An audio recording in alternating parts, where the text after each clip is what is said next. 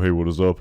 A little bit of a impromptu stream at a different time than I usually do these, but I kind of mentioned how my schedule is, a little bit different in the summer compared to how it was when Better Call Saul season six first premiered. Excuse me. And so yeah, gonna kind of get into the story of Gene Takovic, something I feel like you know, have a little bit to say in respect to what we're gonna see during the premiere of part two. Hey, how's it going, everyone? Cinco Bones. Hey, hey, what's up? How's it going? Buster, Endo, Wanda Vargas, Matt Duncan. How's it going? Yeah, definitely. How's it going? Can't wait to hear my thoughts on Gene. Yeah, I feel like I kind of said what I had to say in respect to the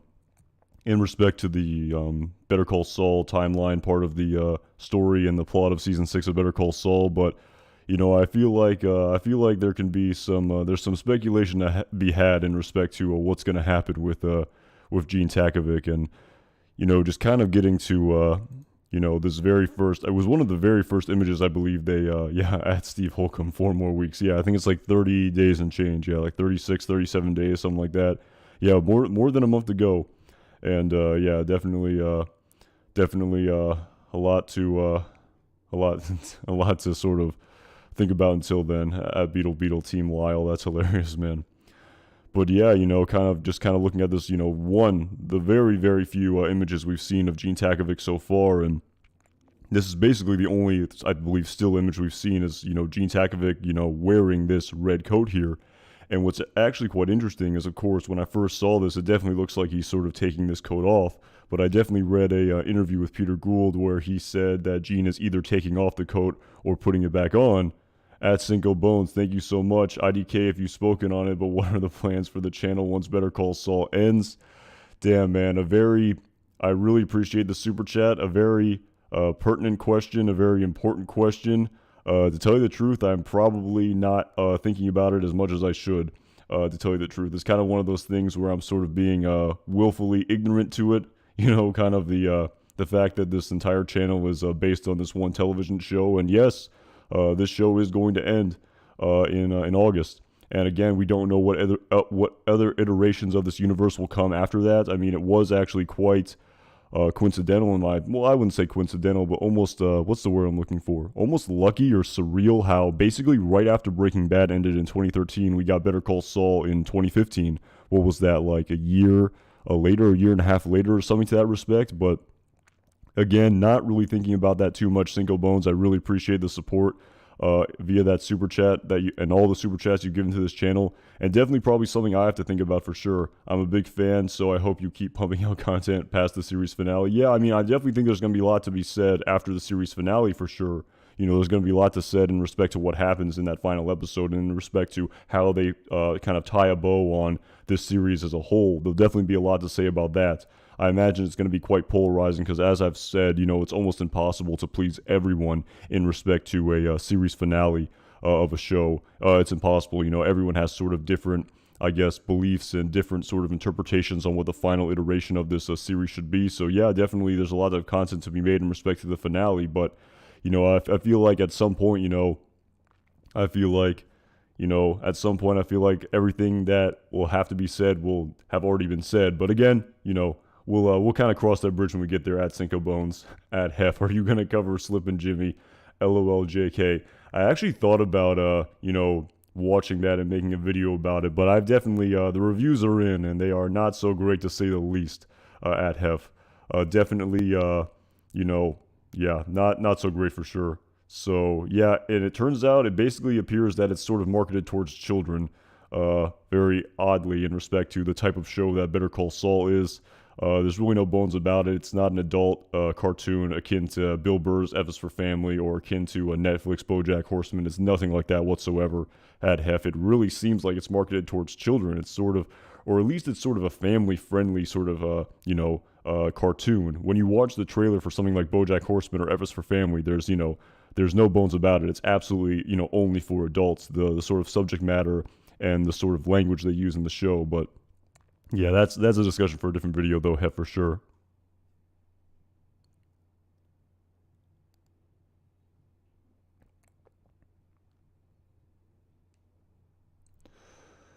But yeah, again, sort of getting to this, image here. Peter Gould definitely said, sort of teasing this scene that's eventually going to happen in season 6 of Better Call Saul, that either Saul is putting on this jacket or taking it off. And of course, when I first saw it, the first place my mind went to was he was taking this jacket off. But of course, after sort of seeing this other teaser that they posted right here, in respect to the teaser they posted right after the ending of season 6 of Better Call Saul, the mid-season finale, it definitely seems to me like he's putting this jacket on, just based on the fact that we have this one empty coat hanger right here, almost sort of insinuating that Gene has taken this jacket off of this coat hanger and is going to put it on again. And again, I've heard Peter Gould say that colors represent different things in Better Call Saul compared to what they represented in Breaking Bad, and red not being akin to so much murder as it is criminality. So it almost sort of seems to me that the sort of straight arrow Gene Takovic, who's living a very above board normal life, a legal life, we're now going to see him resort back to crime. At least that's my sort of initial interpretation of this scene, based on this one promo trailer, in addition to this one photo here. So definitely sort of kind of interesting how your perspective changes. It's kind of like those pictures you look at in high school psychology class, where you can sort of have a different interpretation based on, I guess, in each individual person. And like I said, I definitely thought he was taking it off, but again, he's definitely putting it back on for sure. And hey, how's it going? Courtney's reviews. Yeah, I would agree for sure. He's putting it back on. And kind of cool here, just to go over this teaser real quick. I know other channels have talked about it already, but again, definitely seems to be a sort of amalgam of the different suits that Saul Goodman wore over the course of Better Call Saul. And of course, I believe this suit right here, again, it's sort of a brown suit. It's definitely sort of, I think, trying to, resemble the sort of nipple button suits, as I think Vince Gilligan called them. The sort of the suits you buy off the rack, as Vince Gilligan said, buy one, get for free at some sort of department store. The not very good suits that he wore over the course of season 1 of Better Call Saul. Really sort of great sort of, designing of the wardrobe for someone like Saul Goodman. He wasn't dressed very sharply. He was a struggling lawyer working for, $700 a head, doing his pro bono work, his PPD overflow when we first met him in season 1 of Better Call Saul. So I'm pretty sure this is what it's sort of trying to signify here. It's definitely much browner than any suit I remember him wearing. I mean, it doesn't sort of remind me of any specific suit he wore over the course of season 1 of Better Call Saul. I'm sure he wore it at some point, but I think that's what it's representing for sure. And, we then see the Matlock suit that he wore when he started doing the Elder Law, because it was a sort of a character who they could identify with, watching the Matlock reruns. So that was kind of cool to see here. And then, of course, we see the sort of more, sort of higher end suit that he wore, a more, better fitting suit without the nipple buttons that he wore when he worked for Davis and Maine, very short lived. And then we have the suit he wore, I believe, in the episode entitled Inflatable, when he was trying to quit his job. Again, he wore a large assortment of various different suits there, different sort of colors, when he was trying to, wear the optical migraine that he called a business suit to quote Clifford Maine. And I also believe he wore this suit in Magic Man. It definitely looked somewhat similar. Maybe it wasn't the exact same suit, but it was in the same sort of vein. And it's actually kind of a side note here. I don't want to go too off on a tangent here, but I definitely noticed that the suits that Saul wore in Better Call Saul, or I guess Jimmy at the time, were, again, Saul and Jimmy. They were definitely even more vibrant than what he wore over the course of over the course of Breaking Bad. But again, it's sort of trying to signify this. Again, I don't want to sort of spend too much time on a 15-second teaser here. And then of course we see his uniform at Cinnabon, and of course we finally see the coat hanger, which definitely sort of implies to us that Jimmy is putting on the sort of red criminal suit as opposed to taking it off. So yeah, at Arena Vision, it's definitely possible as well that was one of the suits he wore, that he gave to the kid, for sure. I definitely think maybe it's trying to signify the sort of old suit he wore, because I remember when he was sort of trying to find some clothing to give to that kid for Kim's pro bono work. I believe the first suit that he gave to Kim, she said something to the effect of it's too nice. So he definitely picked a sort of lower end suit. And again, I think it's trying to signify the sort of suits he wore over the course of season 1 of Better Call Saul. So yeah, at Collins SBK, yeah, I've definitely noticed that when we see kind of images of him in Breaking Bad. He definitely has the sort of neck collar band that Howard Hammond wore. Not the exact same one, but a sort of same. I don't really wear suits, but the sort of like a piece of metal that you put through your necktie knot. He definitely is wearing that for sure at Collins SBK. It's definitely kind of a cool sort of callback there, and it actually sort of reminds me of Walter White to an extent. I definitely sort of remember people saying that he didn't he sort of change even the way he would drink his scotch and stuff like that. He started out uh, like he I believe he started out neat, and then he started drinking on the rocks, if I'm not mistaken, after Hank and things to that effect. Again, don't quote me on that. But yeah, again, just kind of again pretty eerie in respect to the fact that this scene happened right here and everything that's going to happen over the course of Breaking Bad. And again, I guess before we sort of get into the sort of again, I don't really know where to start here. There's so many sort of tangents that I could go off on and everything to that effect. But I guess before I sort of get into the sort of what happens next, I kind of want to go back and sort of actually a great sort of compilation video that was posted here by Beyond Premiere. Shout out to him for posting basically every single scene. Well, not all of the scenes, but sort of a great summary of every scene that's happened over the course of Better Call Saul in respect to Gene Takovic. And again, I kind of want to go through these real quick to sort of just surmise what comes next in respect to the Gene Takovic scene that I imagine we're going to see at some point in time in part 2 of season 6. And actually, what's pretty interesting though is before I guess get into this, I remember listening to Thomas Schnauz saying before the mid-season finale that originally season 6 of Better Call Saul was meant to be displayed as 13 straight episodes, not the split season designation, and the delays in the production in respect to I believe the what was happening in 2020 in addition to Bob Odenkirk's heart attack definitely made them split the season down the middle. So it's actually kind of interesting how I guess it wasn't like they didn't show Gene Takovic's scene to start out season 6 of Better Call Saul because it was a split season designation. The plan was they weren't going to do it all along. So I find that kind of interesting. We definitely sort of see the continuity of starting every single season with a Gene Takovic scene, and sort of why didn't they start it in season 6 of Better Call Saul? Why did they choose to delay it? And at first I thought it was because of the split season designation, but if we listen to Thomas Schnauz, that wasn't the reason. They were going to do it even before that. They were going to start it with the scene of Saul Goodman's house instead.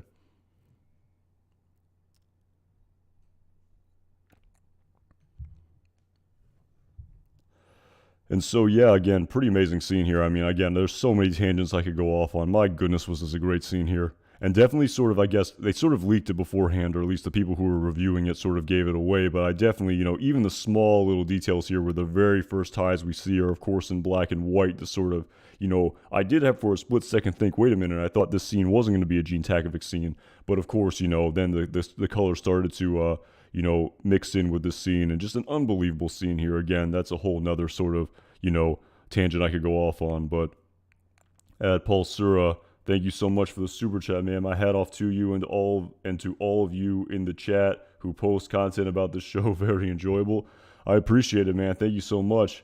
And yeah, I mean, I appreciate all the super chats, man. And I was actually thinking about you do a better job promoting my channel than I do. You're the one always asking for people to give the thumbs up. So, I guess I hear that that helps with the live stream. So I mean, if you want to do that, I would appreciate it. And again, I appreciated you, Paul Sarah, for again promoting my channel better than I do. So yeah, really appreciate the super chat, man. I really appreciate the support for sure.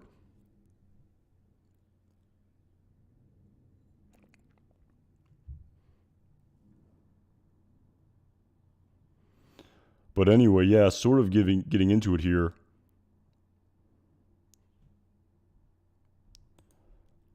But yeah, kind of getting into all of the Gene Takovic scenes that we've seen so far. Actually, 1 second. This is actually a little bit. I have to step away for 1 second. I will be right back. I apologize.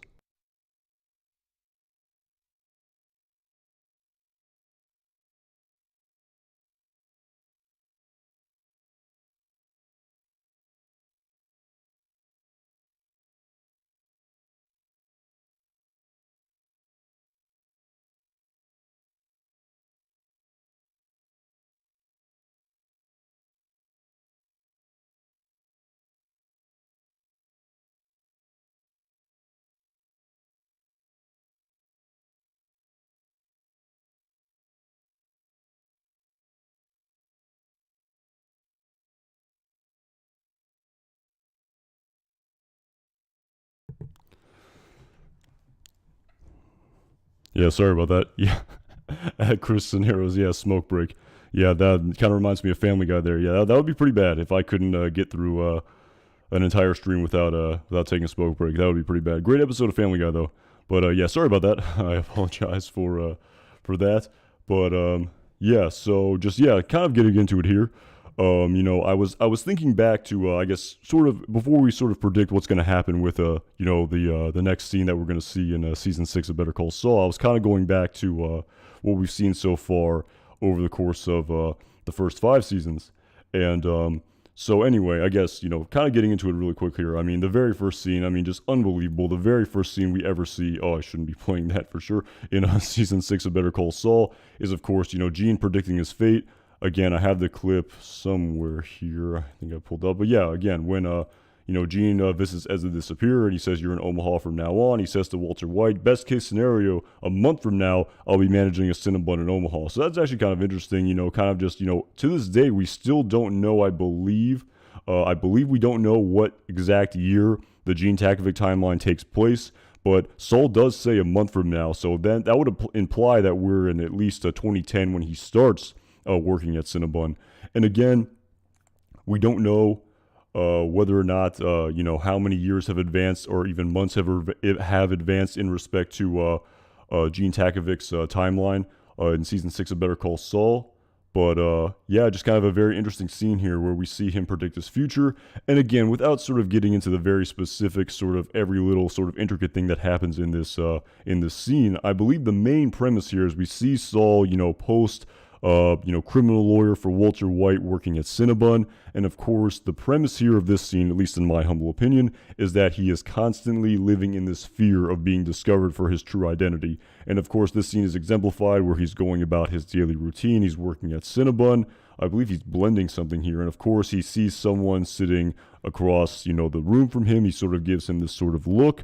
And of course, he sort of squints here, and again, in the end, it was a total sort of red herring, I suppose. He was looking at the people behind Saul, but again, you could just see the sort of just absolute fear that Saul lives with in respect to him being discovered. And even though he is a free man, so to speak, I mean, this fear never goes away. He can never not live with this fear of just always being discovered. And that's kind of the sort of premise of all of the sort of scenes we've seen of Saul Goodman through 5 seasons of Better Call Saul. It was kind of just us building this sort of fear that he lives with. And even though he got away, it can never go away. No amount of money can make this sort of fear of being discovered go away. And of course, following this, despite the fact he thought he was almost caught. And again, we don't know if this was the first time ever or whether or not, this has happened many times before. But again, it's just sort of trying to exemplify to us in this scene what is going on. And of course, we see here, finally, we see the shoebox here. And of course, he eventually watches the scenes of the old Saul Goodman commercials here. And there's so many things I could go off on here. I believe this is a passport for the country of Panama. I don't know if it's displayed here, but when he pulls out the VHS tape, you see a quick shot of Panama on this passport. So again, a sort of another component of the storyline where we wonder, is every single little detail about this shoebox going to be displayed to us over the course of season 6 of Better Call Saul? Probably not in the grand scheme of things, but again, kind of interesting here where we have this sort of country of Panama. A passport to Belize. Again, I think it says Panama. Again, I don't have this. I don't know if it will show the scene here. Again, I don't think it has a dead frame of it, but it's definitely Panama. I believe for sure. At Relax and Sleep. At Mill Lubnikow, thank you so much for the super chat, man. For episode 8, I always try to think logically for Breaking Bad. Saul says, Lalo sent you. I guess the only outcome for them, 1, Kim injures Lalo with a tip of the Zafiro and Yeho, and they run. Somehow Mike and company interfere. Yeah, again, that's actually kind of interesting. I definitely remember the sort of piece of dialogue that may have been foreshadowing in some respects of when the worker at the liquor store says to Saul, be careful, or you've had this before, I was going to remind you that that the tip is very sharp. And he says he knows, so be careful. So again, I've heard a lot of people on Reddit speculate, and not just Reddit, all over the internet, in respect to, is this a sort of piece of foreshadowing? Will the Zafiro and Yeho top be used as a sort of murder weapon or something like that? Again, it's definitely possible. Again, it would be quite the sort of twist of fate there, you know, if somehow this sort of big, sort of strong, almost indestructible man like Lalo Salamanca is somehow being is able to be incapacitated, you know, maybe with a sort of, it's kind of like the I don't know. Is it kind of like David and Goliath, due respect? I mean, is that parable kind of accurate here in respect to taking down Lalo with this little Xavier Añejo tip? I mean, I guess it is technically possible, but again, I've also thought that Mike is the one who finally kind of gets Lalo. I've kind of had that thought in my mind for sure at Mil Lubnikow. I just feel like that this confrontation just needs to happen. It definitely sort of reminds me back to how Mike said to Nacho before his death that anyone who goes through your father is going to have to go through me. So again, I mean, I don't know if his father sort of comes back into the storyline per se, but I just feel like this sort of confrontation just needs to happen between Mike and Lalo. They've already met once at Gus Fring's distribution center, at the Los Pollos Hermanos distribution center back in season 5 of Better Call Saul in the episode entitled Magic Man. And, they first met. Mike definitely is no fan of him, to say the least, and I just feel like this sort of meeting needs to happen. So yeah, again, a lot of this, there's a lot of sort of, you go back to that scene in season 2 of Breaking Bad in the episode entitled Better Call Saul, and of course, Saul thinking that Lalo is alive, seemingly based on that dialogue, but at the same time, Mike is his PI, and Mike works for Gus. And, you would imagine that Mike would tell Saul that Lalo was dead. I've also heard a really interesting theory. Again, I don't know who I first heard say it, but just due to the fact that when, Saul that Lalo was still alive and Mike was the one who told him, maybe the next time that Mike tells him that Lalo was dead, Saul doesn't believe him again because he already told him once and it wasn't true. So maybe again he doesn't believe it. So when those two men kidnap him in the desert, even though Mike tells him that Lalo was already dead, maybe Saul doesn't believe it and thinks that he's still alive, like when Lalo came and confronted him at the midseason finale of season 6 of Better Call Saul. So again, a lot of sort of different sort of angles here in respect to what's going to happen to Saul, based on that scene in the desert and with Lalo visiting them. So yeah, for sure, I feel like Mike and Gus are going to have to sort of be involved with this for sure, just based on the fact that the super lab gets built and Lalo is dead, is sort of, his whole life's mission at this point is sort of finding that super lab and uncovering it as sort of proof that Gus Fring is undermining the cartel. And again, it's just really hard to see that super lab being built if Lalo's still alive. So yeah, some interesting sort of food for thought for sure, and I really appreciate the support at Mil Lubnikow.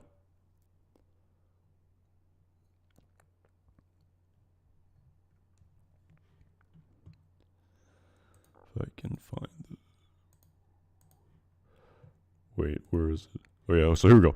Okay, so yeah, so kind of getting back into this, the scenes of Gene Takovic so far. We see the scene here, and again, he actually didn't post it here, but again, it's kind of interesting. Definitely some foreshadowing for sure. We see this, I don't know if you can see this, but you can definitely see the color being reflected in Saul Goodman's glasses all the way back in the very first episode of season 6 of Better Call Saul. No, all the way in the very first episode of season 1 of Better Call Saul, the premiere essentially, the pilot essentially of this series. We see the sort of color being reflected back in the screen from when he wore those when he was watching those Saul Goodman commercials. So again, you do wonder if we do see these scenes of Gene Takovic, it would be pretty cool. I do wonder if we're going to sort of see, part of the scenes in color and part of them in black and white. Again, this might not be the best example, but the only sort of piece of film that comes to mind is, of course, Schindler's List, when they sort of use that trope with the young child who was in color, even though the rest of the movie was in black and white, or, part of her clothing was in color. So it kind of reminds me of that, actually. I even think the color is the same. The comparison is probably not the most apt for sure in respect to those two genres of film and television, but I digress. But yeah, you do wonder, it was sort of foreshadowing all along, the sort of color coming back into Saul Goodman's life, despite the fact that, really sort of great, just a sort of literary premise here, where after Saul leaves New Mexico, Albuquerque, and goes to Omaha, literally all of the color has sort of left him.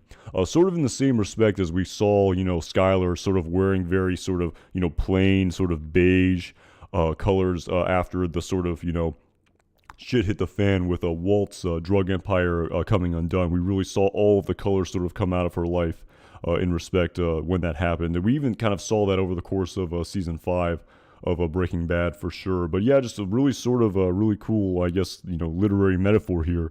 And, I definitely noticed this for sure, the sort of color in his glasses. And I definitely think it was foreshadowing all along of the color coming back to, Saul Goodman's life somehow. Again, the sort of exact iterations on how this will be displayed to us is, my guess is as good as yours, but definitely something to look forward to for sure, in respect to what comes next in season 6 of Better Call Saul. But anyway, again, just trying to quickly summarize here what happened over the course of 5 seasons of Better Call Saul.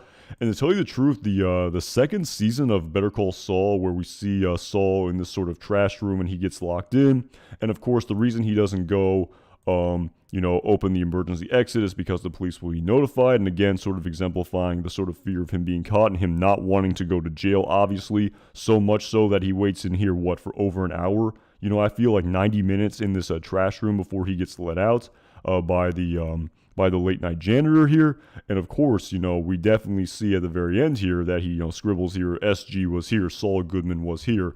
And again, I've definitely heard the creators sort of talk amongst themselves on like the Insider podcast in respect to what this means and how, it's definitely up to the interpretation, about, is he basically saying that part of Saul Goodman is still in him when he was sitting in that trash room, and how Saul Goodman was here in this room right now, and how even though he's not living this sort of character in Omaha, it's still part of his life.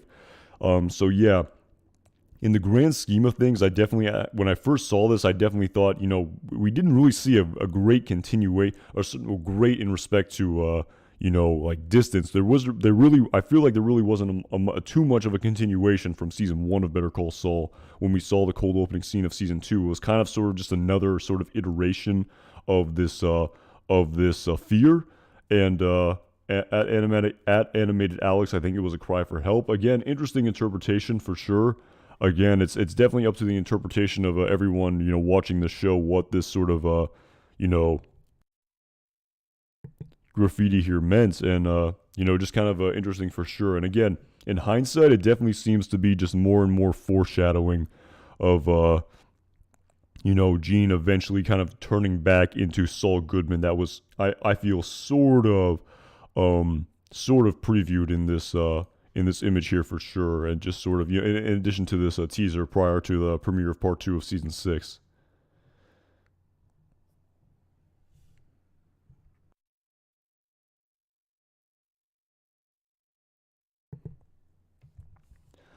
And so yeah, season 3 of Better Call Saul, we really see much more of a continuation here. Again, I want to try to not get bogged down too much, but again, Gene's living his life. He's eating his lunch, and of course, he witnesses a young man shoplifting from a store, and the police confront him. And again, we see him, just being absolutely petrified with fear.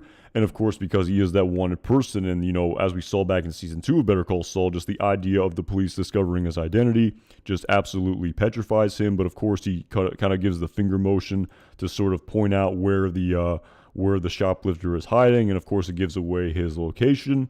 And they arrest him for shoplifting. And of course, following this, we see Gene get up and say, don't say anything, get a lawyer, don't say anything, sort of, again, in hindsight, again, it really sort of just foreshadows how Gene was sort of there all along, or excuse me, how Saul was there all along, how Saul Goodman is more just being repressed inside of, Jimmy McGill, when I believe Relax and Sleep said we've had 3 different identities. We've had Jimmy McGill, we've had Saul Goodman, we've had Gene Takovic. And, it is kind of true in some respects how he was always sort of Jimmy McGill, and how, Saul Goodman and Gene Takovic are just sort of different sort of personas and identities and personalities. And, just again, sort of more sort of in hindsight, more foreshadowing that Saul was, there all along in this character. And of course, he then passes out at the end of this scene. And again, season 4 of Better Call Saul, more fear of being discovered. Of course, he wasn't discovered by any law enforcement entity, but his sort of fear comes true, where following him back in season 1 of Better Call Saul, thinking just a normal citizen of Omaha discovered him. it turns out that this cab driver here, Jeff, as we learned from season 5 of Better Call Saul, did discover his identity. Again, this we sort of go back and forth here with Jimmy's fear versus, whether or not this is actual warranted fear or paranoia. And of course, over season 5 of Better Call Saul, we then see him act on this. We of course then see a great shot here of Gene's diamonds. Again, I've seen a lot of people online speculate on the origin of these diamonds and the sort of value of these diamonds and where these diamonds were allocated by Gene Takovic. A lot of great theories out there for sure. Shout out to the channel Courtney Reviews for sure for that video she made when she talked to a actual lawyer in respect to maybe the sort of $7 million that that was posted for Lalo's bail that could somehow get back into the hands of Saul Goodman. It's definitely possible, and I guess maybe it's possible that these diamonds have something to do with this.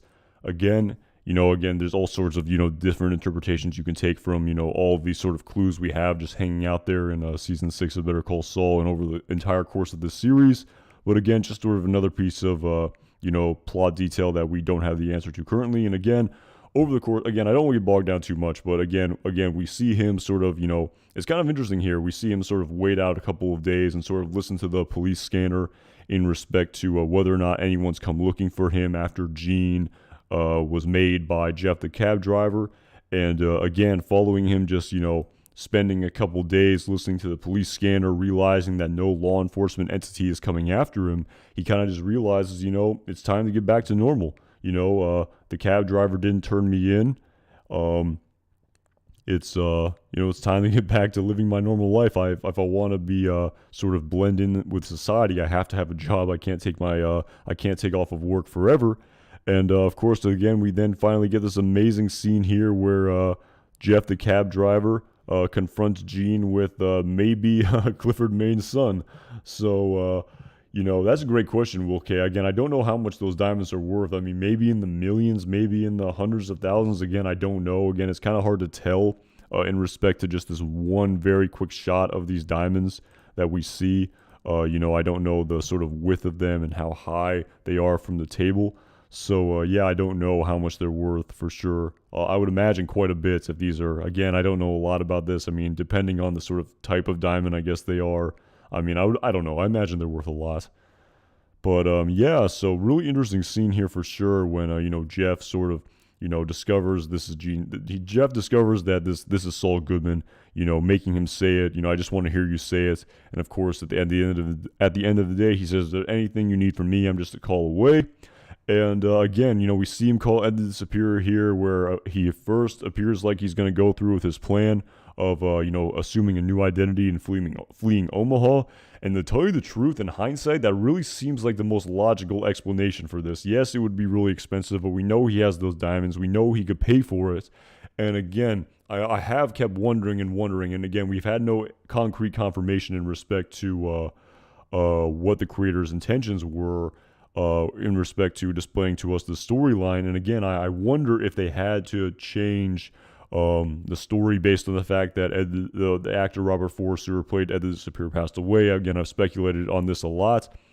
But to me, it really just makes sense to sort of go somewhere else, go somewhere far away from Jeff, somewhere where he wouldn't be able to find you. I guess if he really wanted to try to find you, he could. But again, based on the dialogue that Saul said to Walter White in season 4 of Breaking Bad, I believe in, was it the episode Open House, maybe? I think it was Open House, where he basically said, like, off the grid, no one will ever find you. So, maybe by happenstance, someone who knew you in your past life could stumble on you like Jeff the cab driver. But just based on the sort of, services that Ed the Disappearer provides, I would find it to be quite a plot hole where, Saul would go with this new identity again, but somehow Jeff would be able to track him down. Again, I just don't see it, to tell you the truth. I did wonder, it made a lot of sense to me that he would just assume this new identity so this person wouldn't be able to find out where he went. But of course he says, I've changed my mind, I'm going to handle it myself. And of course the $10 million question here is, what does this mean for sure?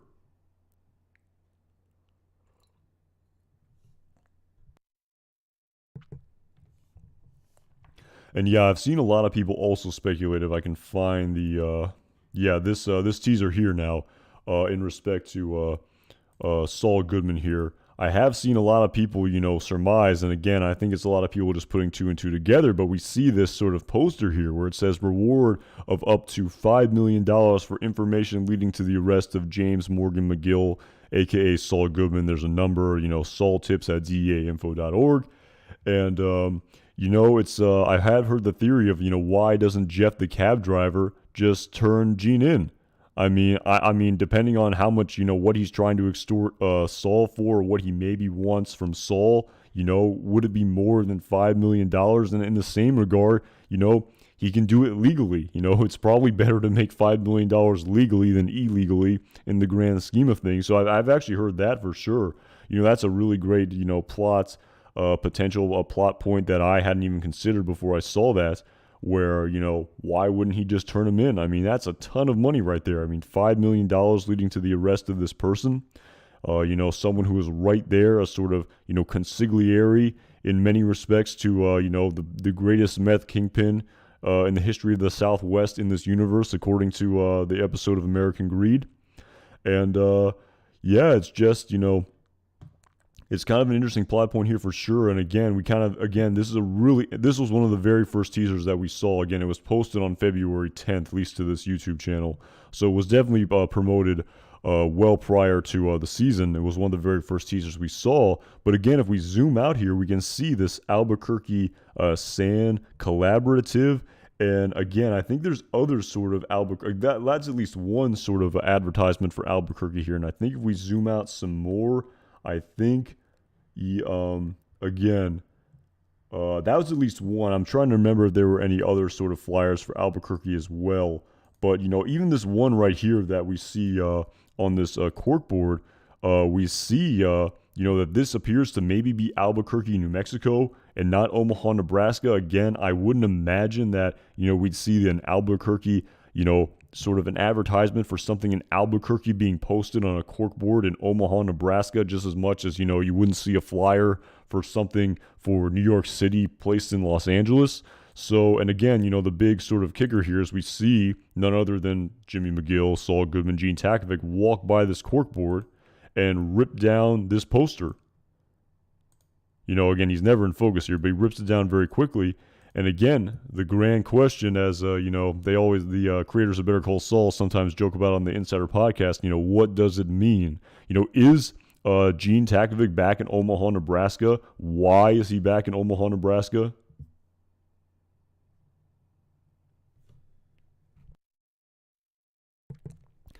That's a great point. Courtney's reviews, I kind of, I thought about that as well. Maybe Jeff intends to, maybe $5 million is a drop in the bucket compared to what Jeff wants, but at least in my opinion, I would imagine it's better to make $5 million legally as opposed to any amount of money illegally. In the grand scheme of things, I don't know, maybe it's worth it in some respects to be a criminal, but to have sort of taxable legal income would seemingly be better, and $5 million is a lot of money. So again, I don't even know how much money Saul has access to. Maybe because again, I've sort of surmised on how much money Saul Goodman maybe has, and just kind of going back to this unbelievable sort of opening scene here in season 6 of Better Call Saul, where we see this sort of Venetian style Scarface home that Gene Takovic was, Gene Takovic, Saul Goodman, Jimmy McGill, whatever you want to call him, was living in. It definitely has the sort of appearance of opulence and wealth. I would imagine that sort of all of these, maybe you say it's just sort of cheap, tacky, sort of fake stuff, but to me, I definitely don't, that wasn't the impression that I got at all. It definitely seemed to me of someone who had a vast amount of wealth. But again, I sort of made a video about it in the past about how much money Saul Goodman maybe has. And again, in the grand scheme of things, I really didn't see him earning that much money from Walter White, other than when he finally teamed up with Declan in the episode entitled Say My Name. And then we saw the sort of montage scene that happened in the episode entitled Gliding Overall, where, Saul, again, he played I believe he was only in one scene in that montage scene. We see him, we see Walter White drop off some money in a canvas tote bag or something. But at Hugh Jassel, Very, very interesting name. I appreciate the super chat, but mark my words, the you'll never be able to call your family and loved ones ever again means that Kim disappeared. Saul speaking from experience. If you're kind of saying that Kim is going to go with Ed to disappear, I've heard that theory for sure. At Hugh Jassol. I've definitely thought about that for sure in respect to what's going to happen with Kim Wexler. Again, I don't know. Again, I was kind of going to maybe talk about this a little bit later down the line, but I was kind of going back to this sort of amazing shot here we saw in, it's in season 6 of Better Call Saul of, the flashback scene of Kim back in Nebraska. I believe this was an axe and grind, if I'm not mistaken. I believe it was an axe and grind. Someone can correct me if I'm wrong here, but we see this sort of black and white shots of Kim's mom's license plate in Nebraska. And definitely seems like some foreshadowing for sure of a sort of a reunion of the two characters potentially at Hugh Jassel. And, I was kind of going back to that other teaser that we saw displayed to us here of Kim's apartment, also in black and white, where, the narrator, which is obviously Saul Goodman's voice, says, after all of this, a happy ending. And again, what does this mean? Up to your interpretation for sure. But I do wonder, despite everything that's going to happen of the separation of these two characters, with what's going to happen with the fallout of Howard Hamlin's death, I mean, you do wonder if a sort of, reuniting of these two characters will happen in Nebraska. But again, it's sort of, why is Saul in Omaha? Why is Saul in Albuquerque? And there's so many sort of clues here. Again, I feel like Hank Schrader I think it was season 2 of Better Call Saul, when he's sort of going over the sort of Heisenberg case where he can't put everything together. He sort of sees Crazy 8, he sees Emilio, he sees Tuco, he sees the Southwest and Anilin, the robbery with the methylamine and how the meth is cooked P2P style, and there's just a sort of a missing link here. And again, that's kind of how I feel with the sort of Gene Takovic storyline, how we have all these clues, but there's definitely a lot of things that sort of make sense in a vacuum, but putting it all together is just pretty hard. I feel like there's just one crucial component that we're missing here for sure in respect to Gene Takovic's storyline. So again, I mean, at Hugh, I'll say, I guess it's possible she goes with Ed to disappear, but again, you would imagine, where does she go? It makes sense. Maybe she just can't live with the emotional guilt of what happened. Maybe she could maybe suffer legal ramifications for Howard Hamlin's death. So in that respect, maybe it makes sense to flee. But it is actually a really interesting point you make, though, at Hugh Jassel, that the information that he gives to Walter White, where he says, you'll never be able to contact your family or loved ones ever again. At this moment in time in the Better Call Saul timeline, when we saw him look at that card, we know that, we see the vacuum card, but again, the connection hasn't been made yet. We know that Saul is eventually going to buy that book based on the flash forward scene that was displayed to us in the cold opening scene of the episode entitled Wine and Roses. And again, I've talked about the details that Saul says to Walter White over the course of season 4 of Breaking Bad, about how he knows a little bit about Ed the Disappearer, and when he finally gives him his business card in the episode entitled Crawl Space, and Saul says, this is a vacuum cleaner repairman, and then Saul says, what did you expect? Haji's quick vanish. I don't even know the guy's name. He does know what to ask for, though, and the point I'm getting at here is he knows the details of it. He knows enough to say you won't be able to contact your family and loved ones ever again. He knows what to say because it's written on the back of the business card. So again, you do wonder. That's a great point. Again, I'm sort of I'm sort of putting the sort of puzzle pieces together at Hugh Jassel about he had to learn this information somehow. You would imagine that one of his clients or someone he knew used Ed the Disappearer, and he had enough experience to tell Walter White about it without knowing the person personally. So is Kim the one that goes with Ed the Disappearer? I suppose it's possible, but it'd be very interesting to see for sure what comes next in season 6 of Better Call Saul.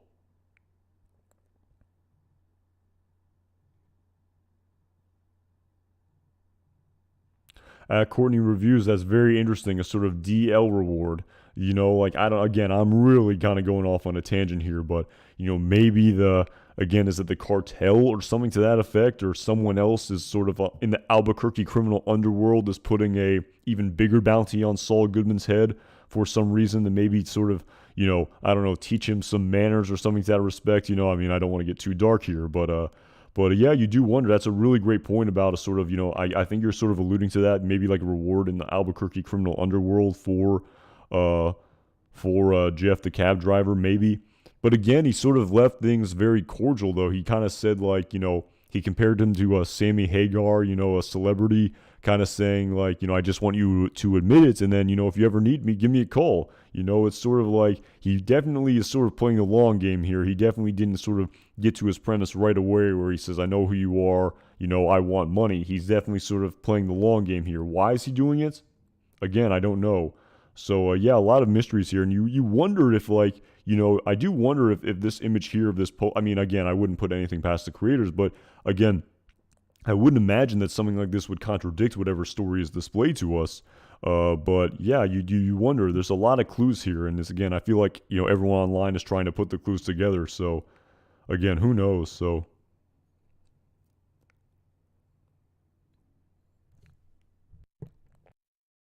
At Mike B, the underworld in Albuquerque is gone and rebuilding, everyone is dead. Yeah, that's kind of an interesting point as well.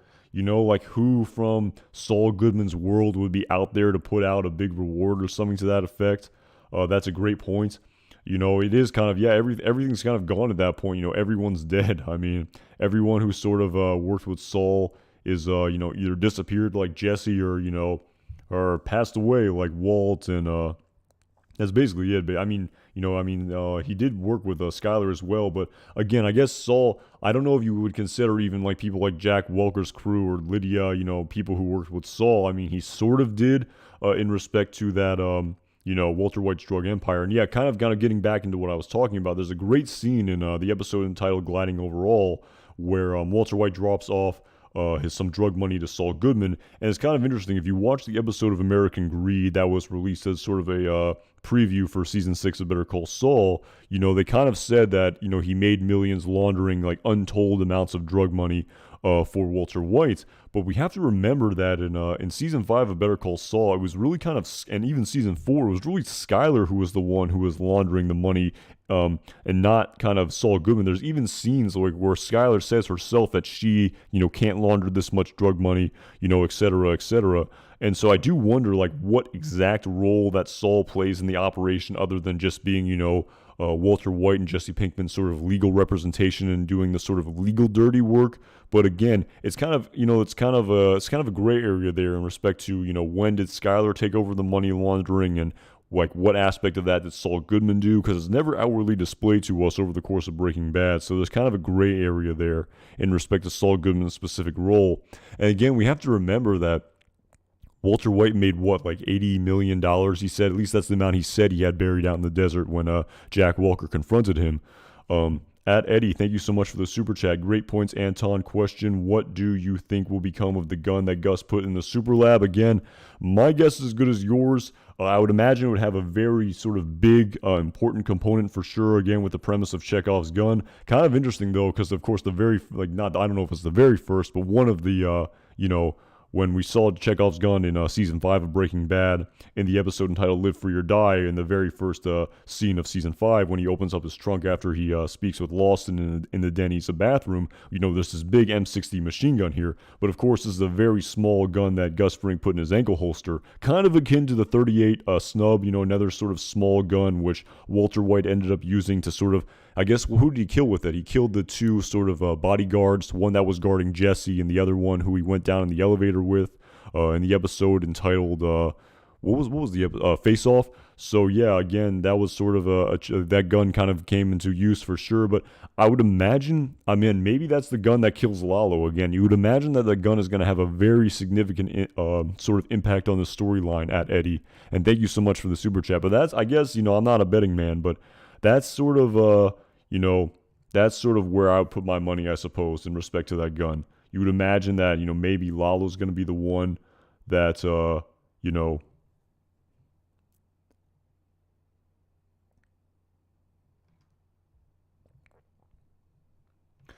Sorry, I got this. I got distracted by the chat there. But yeah, I would imagine that the gun's going to be very important at Eddie. I would imagine that, Lalo's going to be the one. Maybe he, sort of that small little gun sort of takes down this sort of, evil genius supervillain who seems indestructible, almost like the Terminator right now. I mean, just the way how Lalo has been able to just, evade death and sleep only an hour a night and just be this unbelievable superhuman with these acrobatic skills and be a psychopath who can charm you with this sort of personality and his sort of his good looks, where he comes across as so trustworthy, but he's an absolute cold-blooded killer. It would be kind of interesting if this sort of little ankle holster gun sort of meets his demise. And again, I even sort of, I actually learned this from Courtney Reviews. And again, shout out to you for the video you made about the sort of, the steps that, Gus was taking in that super lab. And again, Courtney made a video about how, she surmised that, Gus is going to be walking in the dark and to pick up that gun when push comes to shove. And, and that's why he's counting the steps to where he put the gun. So yeah, you would imagine something like that is definitely a potential possibility. But yeah, at Eddie, I think at Eddie, I was thinking that too, that it might be used on Lalo. Yeah, that's what I mean. That's what I would go with for sure. I mean, it seems to make the most logical sense. Again, it's sort of I definitely sort of call back to Peter Gould on Talking Saul, where how good luck trying to predict the plot. You won't be able to predict it. He even said something along the lines of characters end up in places that we would never expect. So does Kim end up in the super lab somehow at Eddie? Is that possible? Lalo taking Kim hostage in the super lab. When I first say that, it almost seems like fan fiction, but it would be, who knows, man? I mean, all the things that I thought were just way too far out there and way sort of, unbelievable, would never happen. A lot of them have already happened, to tell you the truth. In respect to, things like, Howard and Lalo's paths crossing. Nacho dying in the third episode. Spoiler alert, I apologize. I'm just kidding. But, yeah, so can't wait to see what happens for sure there. And, with, if this Kim ends up in the lab somehow, we'll see. So, at Amateur Animator, I really appreciate the super chat. Thank you so much. Theory, Gene and Lalo run off together and live happily ever after. Not Kim and Lalo. Again, that's pretty funny right there for sure. I really don't know how to respond to that. That would be quite the twist for sure. Definitely akin to M. Night Shyamalan, I would have to say. If we kind of see Gene and Lalo, if maybe this is my reading into it. If, again, I appreciate the super chat. Maybe some sort of, forbidden romance kindles and they run off happily ever after together and Saul leaves Kim. But then again, you wonder, why? Maybe Lalo was there all along in Nebraska. Am I really supposed to go down this rabbit hole? I appreciate the super chat, man. Yeah, so.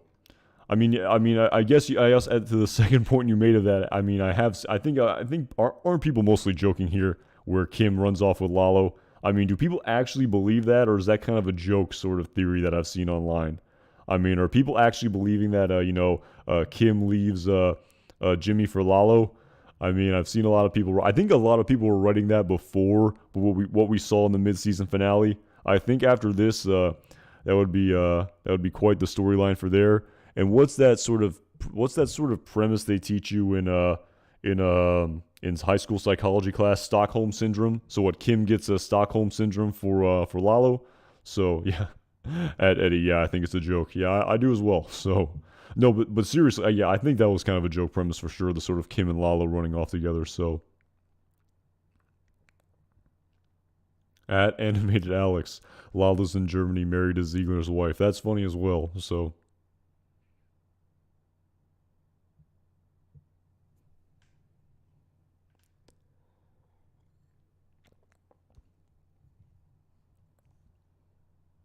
Yeah, that's what I was kind of saying at Amateur Animator. You're saying I'm joking personally, but I think people are serious about Kim and Lalo theory. Again, I remember reading that a lot. And yeah, some people, yeah, I know what you mean. I remember seeing that theory a lot online about how Kim leaves Jimmy for Lalo. Again, I don't know if it became I don't know if it turned into a meme or if someone actually sort of has a sort of a logical continuation of how that would be possible. So yeah, kind of a sort of interesting theory there. And again, I want to use this as sort of a moment to address a sort of another theory that I've heard a lot of people talk about in respect to the Wayfair plane crash, and about how, theoretically speaking, the creators could put theoretically any character in the universe of this series on that plane crash as a sort of literary vessel to, kill off a character. And again, it's technically possible. But again, I don't know again if people are actually serious about that, or if it kind of started as as a meme. Again, I don't really know. I guess it is technically possible, but again, I just feel like, I feel like when we saw that scene, to actually try to have to think about it, I feel like the premise of that scene was to sort of display to us the sort of like overreaching like consequences, unintended consequences of Walter White's actions as a result of him getting involved in the Albuquerque drug trade. So, at Kate Valentine, thank you so much for the super chat. Great point, Eddie, and fabulous show, Anton. I really appreciate the kind words there. Thank you so much. And for sure, Eddie's question. I would imagine that gun is going to be incredibly important. Again, it's the premise of Chekhov's gun. If you put the gun in the scene, or what is it? It's like if you have the gun on the wall in the very first scene. I think it was in a book or something to that effect. It has to be fired.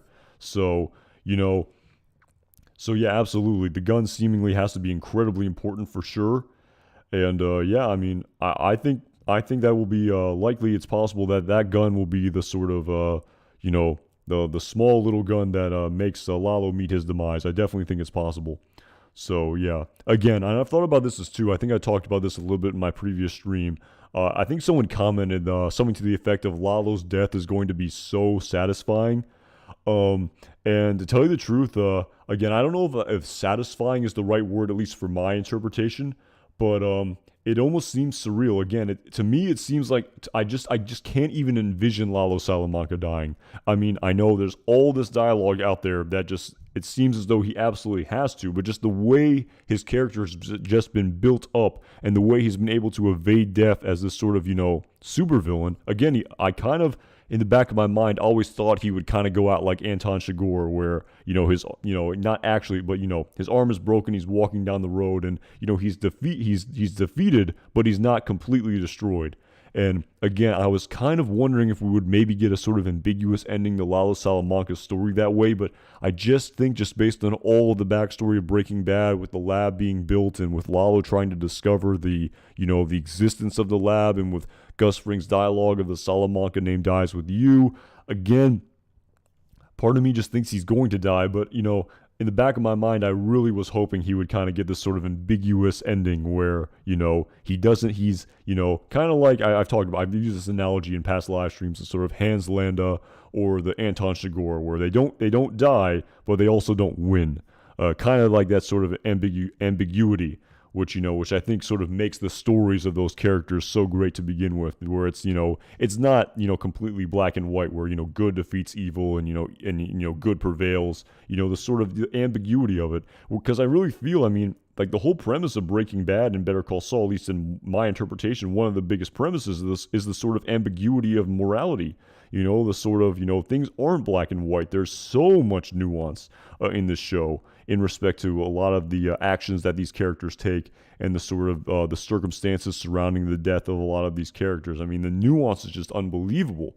So the sort of, the good versus evil that you see in like an 80s movie, I feel like it's kind of, the opposite of the overall premise of this universe. So, but again, that's just my interpretation for sure. But yeah.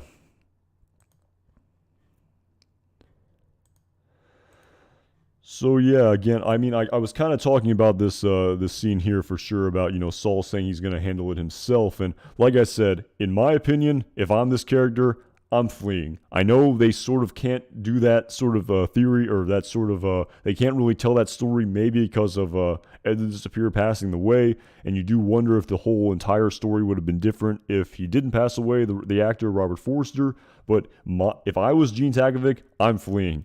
And again, I don't know what he means when I'm going to take care of it myself. We see him wearing the red blazer. We see him maybe back in Omaha. Is he going to revert back into Saul Goodman somehow? But how is, him putting on that blazer and assuming his sort of criminal life again? How is that going to help him in this circumstance of Jeff the cab driver figuring out his identity again? There's just so many. There's clearly a missing link here that, of course, they didn't give away on purpose. That will sort of, again, when we finally see the sort of result of this entire story, it will kind of be like, oh, in hindsight, this is what he was saying. This is what all these things meant. But yeah, there's just a huge sort of piece of the puzzle missing here, and we've yet to see it so far. We've yet to sort of have that oh shit moment that Hank Schrader had when he read Lease of Grass in Gliding Over All. And then, a great scene in the episode, oh my, I'm blanking on the episode name, the premiere of part 2 of season 5 of Better Call Saul, when Walter White finally confronts him in the garage. I am blanking on the episode name. Oh my goodness, if someone can tell it to me before I can try to pull it. What was the name of the premiere of part 2 of season 5 of Better Call Saul, of season 5 of Breaking Bad? I'm missing the name. Oh my goodness, I'm blanking on the name. Anyway, but yeah, but during that scene, he has that when he's going through the after his sort of panic attack when he's driving home from Walter White's house, when after they have the cookout, Blood Money, that's it, Blood Money. Thank you, Matt Duncan. Yes, Blood Money. I remember. I remember. When Walt brings over the $5 million to Jesse after Jesse gives it back to Saul Goodman because he sort of can't live with the guilt of Kaylee Ehrmantraut not getting her money in the death of Drew Sharp. Yes, I remember. He brings the money to Saul. Saul Goodman says, "I live to serve. I'll take care of it." And then, of course, he calls Walt, and then Walt comes over and says, "This is your money," and then Jesse says, "It's blood money." Thank you, I appreciate it. At Matt Duncan, at Chris Cineros. Yes, blood money, that was it. But,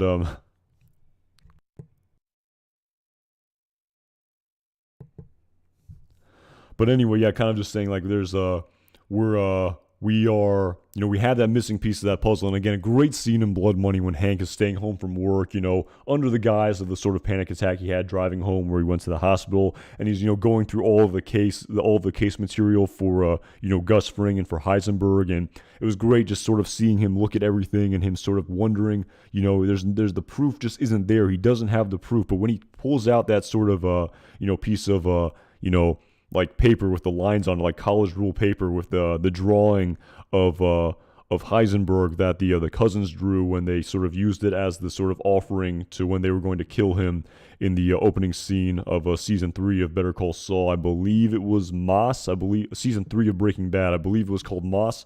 But yeah, so and he kind of sees that again. While it's not proof, it's kind of like just another sort of aha moment. And again, I'm sort of going off on a tangent here, where when we finally see, Gene's plan materialize of him putting on this red coat and with him going back to Albuquerque seemingly and, walking past this corkboard and ripping it down, and when, if and when we see the sort of reuniting of these two characters of, Saul and Kim, like, maybe they were alluding to in this teaser here, where Saul says after all of that, after Howard Hamlin getting shot in the head, a happy ending. Maybe there's a sort of happy ending to a respect. And, like I've said, I've went back and rewatched the ending of Breaking Bad many times. And of course, after Walt kills all of Jack Welker's crew and Jesse drives off in the distance, despite the sort of extremely dark nature of that scene, of the entire series, that scene of just Walt walking in and him looking over, the meth lab and, him sort of putting his hand on the big, I don't even know if you call it, that big piece of equipment and then passing away. And with the music that's played, that's played over that scene, the sort of upbeat music, it was, again, despite how dark the ending of Breaking Bad was, it still had a really sort of happy ending-ish sort of vibe to it with the music and with everything. So, like, even though Walt, again, it was a sort of ambiguous ending akin to Anton Chigurh, where Walt didn't really win, but he didn't lose completely either. So again, you would imagine that this is sort of the ending that they're going to use for many different characters in respect to this universe. But it'll be interesting to see for sure.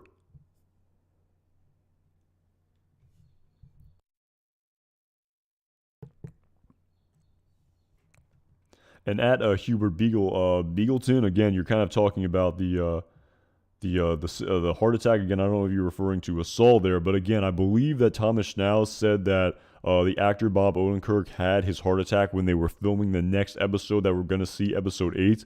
Again, I don't know if that's been confirmed, but I think that's what Thomas Schnauz responded to someone on Twitter, that Bob Odenkirk had his heart attack in 608. So again, I mean, I think he said something to the effect of, he was, he had just filmed, there was, amidst the filming, a very sort of intense scene in 608. And I mean, you can imagine, I mean, my goodness, the sort of fallout that's going to happen here in respect to, Saul and Kim after the death of Howard Hamlin. I mean, I can only imagine the sort of what conversation is going to happen with Lalo Salamanca. That's absolutely going to happen in that apartment. And of course, what comes next after this. It is kind of funny, it kind of, again, I don't know. I don't know if it's kind of the same sort of comparison, but again, I have heard people sort of compare Plan and Execution to Ozymandias a little bit. And again, it kind of reminds me of Tahajli a little bit too. And like, you do wonder if, like, because after a Tahajli, a very long scene happened in the desert with the sort of conversation that Walt had with Hank and Jack, and the sort of death of Hank, and then the sort of burying of his body and driving away, and him rolling that barrel through the desert. So the point I'm getting at here is you do wonder if, a lot of this episode is going to take place in Jimmy and Kim's apartment. Because it's actually kind of funny. Again, I talked about it in my previous video, or my previous live stream, excuse me, but if you go back and watch Talking Saul, Saul kind of gave a shout out to Howard Hamlin's body double, because he said that his body double had to lay on the floor for hours after, like, he didn't sort of say after his death, but I kind of put two and two together where, that scene wasn't very long of Howard Hamlin's death. It was sort of very quick, and I mean, the only scene we saw was basically Howard after he died, was him laying on the floor and Jimmy and Kim's reaction, and then Lalo says, like, tells them to shush, and then, okay, let's talk. But again, the point I'm getting at here is he says that he had to lay there for hours. So you imagine, a lot of dialogue had to happen there. And of course, they weren't going to make the actual actor Patrick Fabian lay on the floor for hours and hours, after when his character had no lines as a dead body.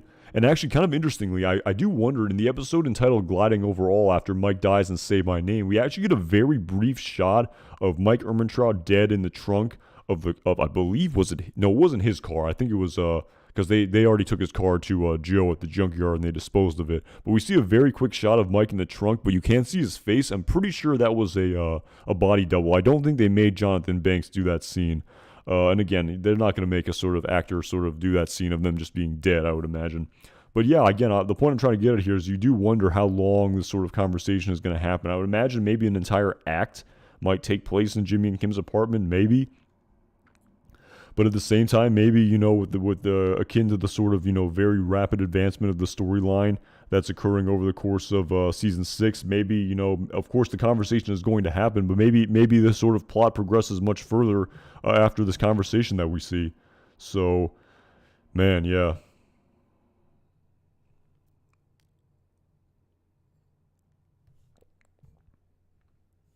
Yes, at AJ Murr, I just mentioned that for sure. But again, I don't think that was Jonathan Banks, if I'm not mistaken. I'm actually after listening to Talking Saul, and then that thing that Bob Odenkirk said to Patrick Fabian. If you go back and watch that very, very brief scene in Gliding Over All, right before Todd and Walt are about to chemically disincorporate Mike's body in hydrofluoric acid, at least it was implied that they were about to do that. You see a very quick shot of his corpse in the trunk of, I believe, Todd's car, but you can't see his face. There's not a clear shot of Mike's face, and I think that was intentional because I'm pretty sure that was a body double. So, yeah. Yeah, at Raylan Givens, yeah, that was the point I was making, but I'm pretty sure it was a body double. Almost positive that wasn't Jonathan Banks, so...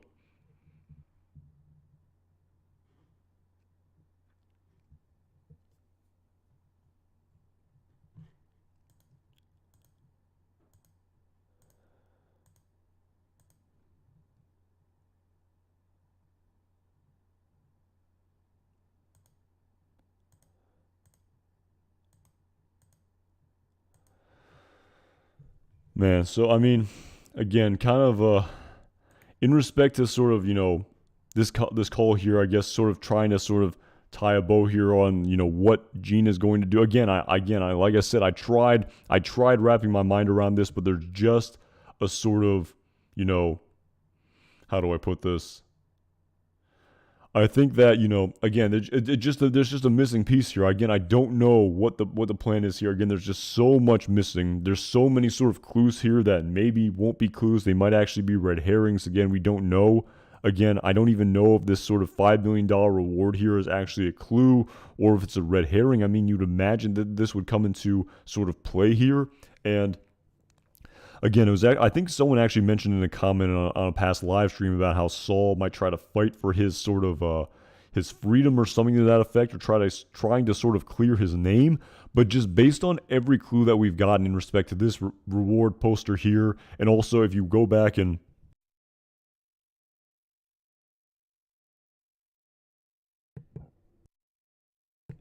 excuse me for that, sorry about that. If you go back and watch American Greed, again, it just seems like Saul James Morgan McGill is just dead to rights guilty. I just based on everything that they did this entire American Greed about him, they just know that he laundered all of this drug money for Walter White. Again, this the meth kingpin of the Southwest, and again, money laundering is absolutely a felony, and they're talking about it on this episode of American Greed. And even if Saul didn't pull any triggers per se, I mean that alone, I mean it kind of goes back to how didn't they get Al Capone just for felony tax evasion? Isn't that how we went to prison? So again, I feel like money laundering, that's absolutely a felony. You would imagine in respect to the sort of, all of the other sort of RICO laws in respect to racketeering and all sorts of other things that Saul absolutely engaged in. I mean, if he is caught, he's absolutely going to federal prison. I mean, there's no bones about it. At least that's just my interpretation of it.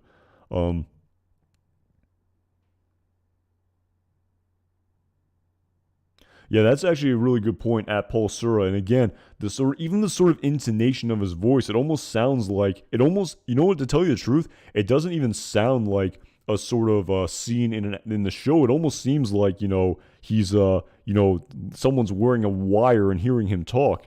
And I actually did kind of think about this. Is actually I'm going off on way on a tangent here, but I actually thought about this sort of crazy sort of a premise here, and I don't think it's true, at least this sort of theory. But when Howard, sort of speaking of wearing a wire, when Howard went to confront Jimmy and Kim in Plan and Execution, I did wonder theoretically, I'm like, is maybe Howard Hamlin wearing a wire, just for himself to sort of maybe try to incriminate Jimmy and Kim? But at the same time, I was kind of going back to season 2 of Better Call Saul in the episode entitled Click, where Chuck secretly recorded Jimmy in order to get that confession out of him, and he was kind of, sort of, putting on airs and sort of, pulling on his heartstrings to make him sort of confess. But the way that Howard Hamlin sort of confronted them, it definitely wouldn't seem like someone who was trying to get a confession out of them. He kind of knew what they were doing all along, so it would make Jimmy and Kim more guarded.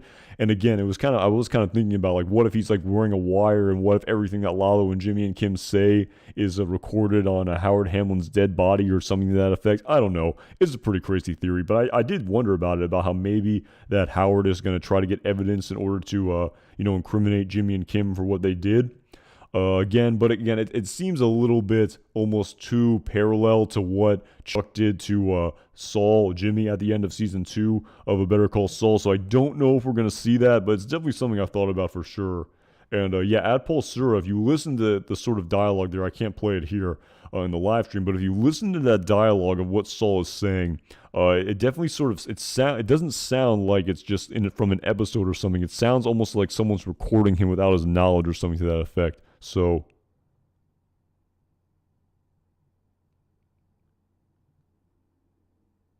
yeah, at AJ Murr, I've thought about this. Maybe Howard's wearing a wire and the conversation gets recorded. But at the same time, I thought if Howard actually wanted to draw a sort of confession out of them, maybe he'd sort of go the Chuck route and sort of play the woe to me. I'm like sort of go there and feigning crying and saying my life is falling apart and I'm so sad and sort of the my word against yours. But again, it's sort of Chuck all over again.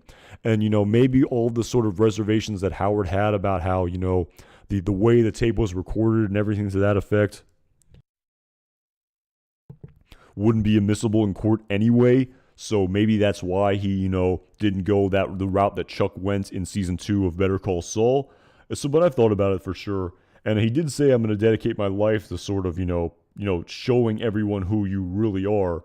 And yeah, it would be kind of an interesting sort of theory there if he was wearing that wire. But again, I don't know if they're going to go that route. It kind of seems almost too similar to season 2 of Better Call Saul. But again, I guess we'll see. So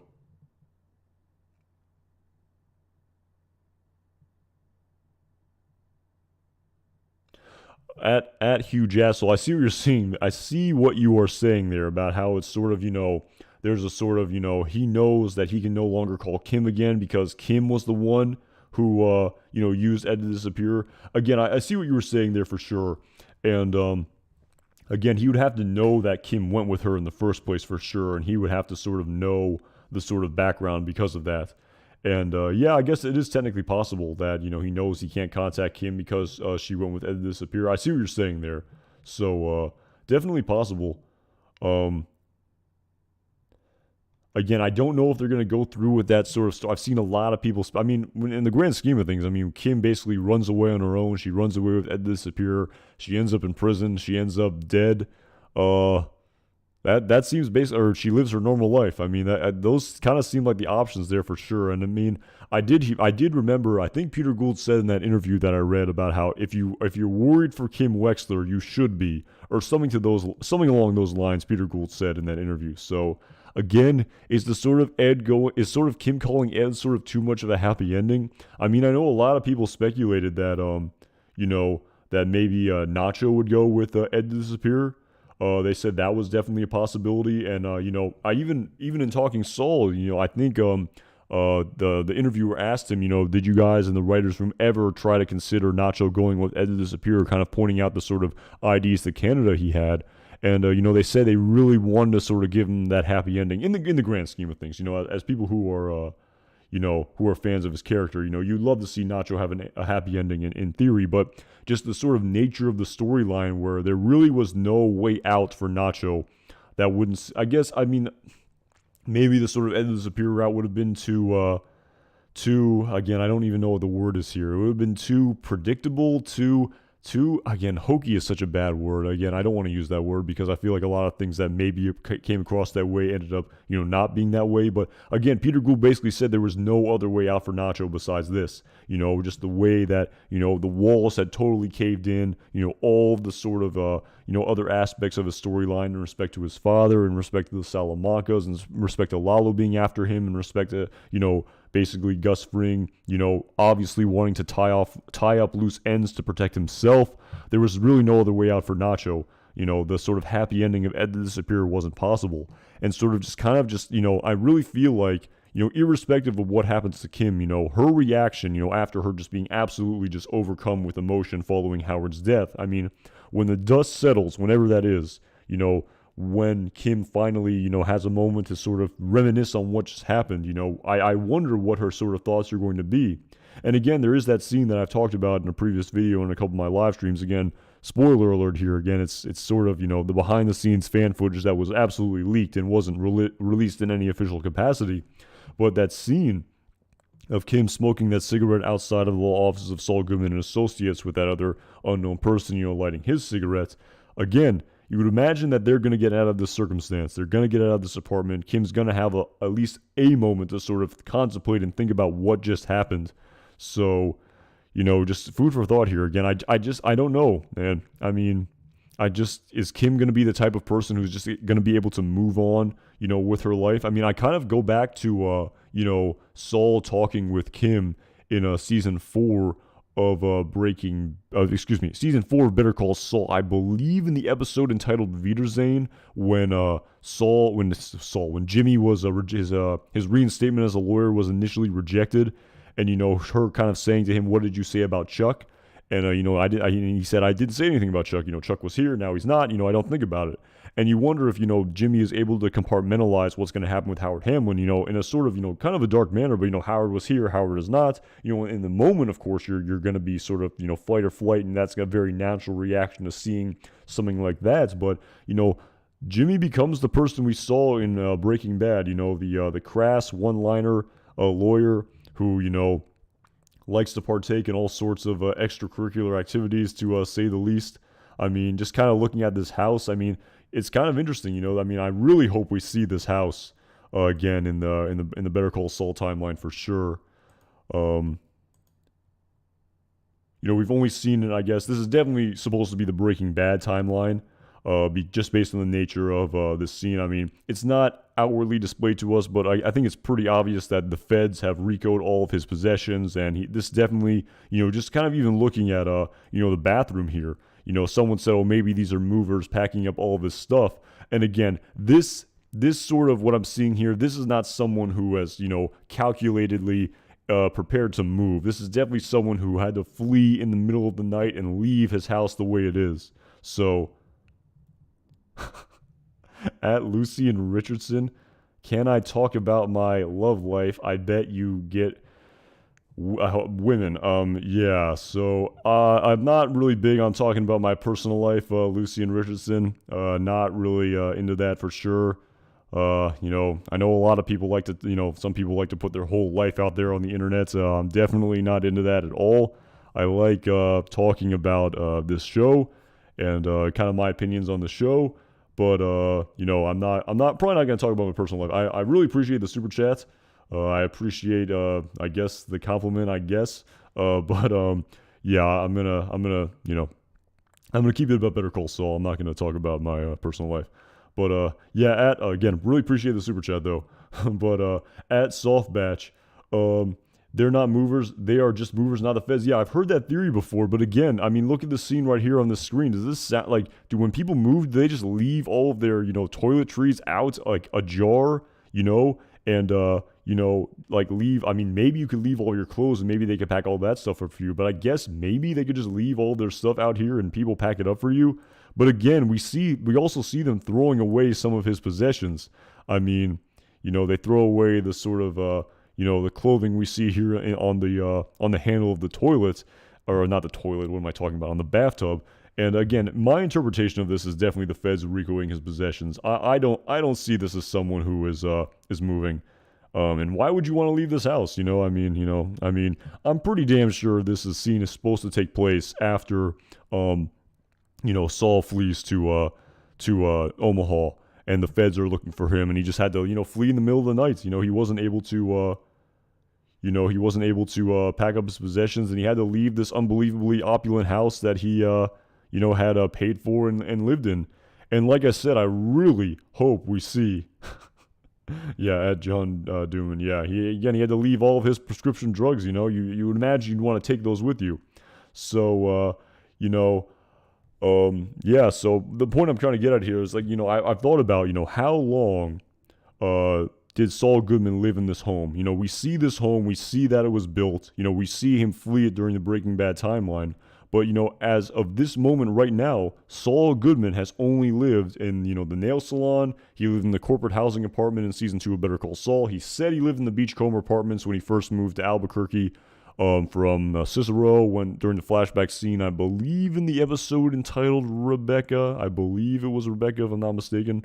Or it could have been a different flashback. Again, that's a whole nother thing about him saying the Beachcomber apartment dialogue. That's a whole nother tangent. But the point I'm trying to get at here is we've never seen him in this house. And he definitely lives in this house. But, you know, the question I have is, how long did he live in this house? You know, it would be kind of crazy if, you know, he just got to build it and he really didn't get to live in it that much. I mean, you'd imagine he lived in it a little bit, for sure. But it's just kind of an interesting question. So, you know, it's something that I thought about for sure in respect to Saul Goodman. And again, another sort of thing that Peter Gould said prior to this season is that we've never seen Saul Goodman home alone ever. We never saw him home alone ever in the plot of Breaking Bad. And, you know, I've really wanted to see him home alone in the plot of Better Call Saul, and we've seen his home, but we've never seen him home alone as sort of, you know, what is he like after he sort of is Saul Goodman all day at work? Does he ever decompress? Does he ever sort of revert back to his sort of Jimmy McGill personality ever? Again, we can only speculate at this point in time. We just don't know. I mean, we can sort of surmise from clues of this house in this opening scene, but again, I'm not really sure. I think someone said there might have been a stripper pole in this house. I'm not sure. I'm trying to find that shot of it. Someone may have said that there was again a sort of another sort of you know, just sort of thought on whether or not Kim Wexler was ever a part, ever lived in this house. That's another question as well.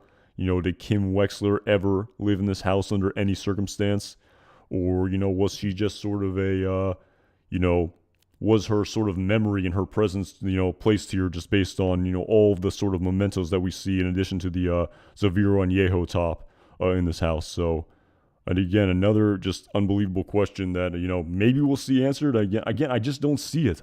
After what just happened at the end of season 6 of, at Daniel D is at the end of the bed. Here, let me try to find it. Oh, I think I see what you're seeing here. So yeah, I think that is the. I see what you're saying there. It definitely looks like one. So again, is Kim Wexler living in this house with the Saul Goodman? Again, I just don't see it. After what we saw here at the end of season 6 of the mid-season finale of season 6 of Better Call Saul, I just don't see it. I really don't. Again, it's so hard to square that circle how it would ever be possible.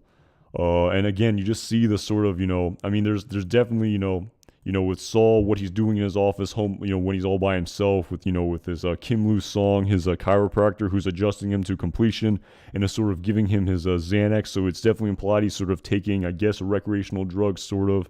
He's definitely having sex with a prostitute in the webisode Gliding Overall. I just don't see it. I mean, there's definitely, it definitely seems like there's a lot of women coming and going from this home as opposed to Kim Wexler being here. So,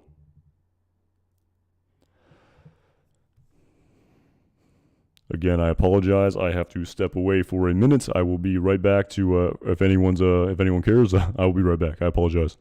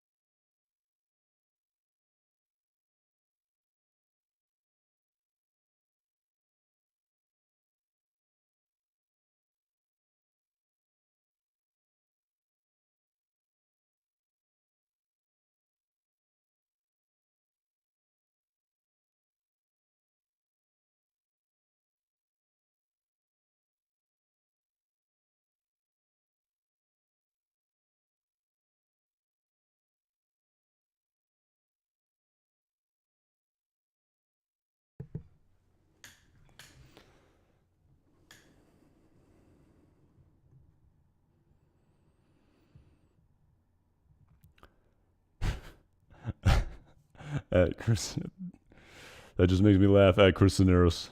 Yeah, that definitely not a good habit for sure. Definitely not something you want to do for sure. Yeah, don't want to be I can't find the right word, but yeah, you don't want to be smoking, kids. You don't want to be vaping. You don't want to be doing any of that. So. Yeah, at Relax and Sleep, Mysteries of the Bladder, to quote Jimmy McGill talking to the Kettlemans back in the season 1 of Better Call Saul. So, but yeah, kind of sort of, getting right back into it, again, I don't see it. I mean, I just don't see that. Again, it's so, again, I'm just sort of trying to wrap up this sort of, what's going to happen next in these final 6 episodes. And again, sort of going back to what Thomas Schnauz said about how,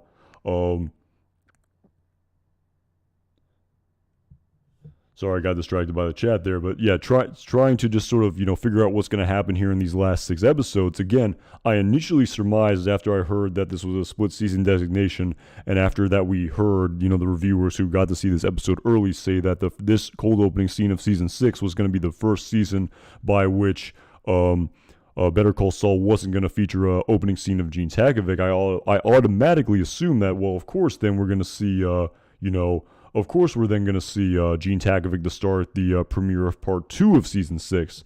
But what's actually kind of interesting here is that, after Thomas Schnauz said prior to the mid-season finale that,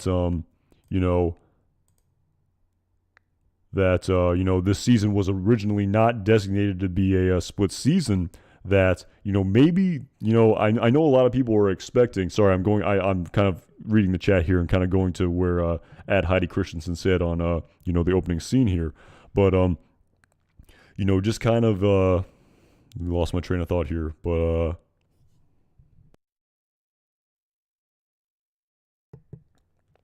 oh yeah, but just kind of going back, I mean, I think a lot of people initially assumed that season 6 of Better Call Saul Part 2, the 608, was going to open with Gene Takovic because of the split season designation. But after Thomas Schnauz saying that it wasn't intended for, to be a split season, and it was intended to be 13 episodes concurrently, I wonder if we're not going to see Gene Takovic in the premiere of 608. And I have heard some people say that Tony Dalton wrapped up his his filming on 611.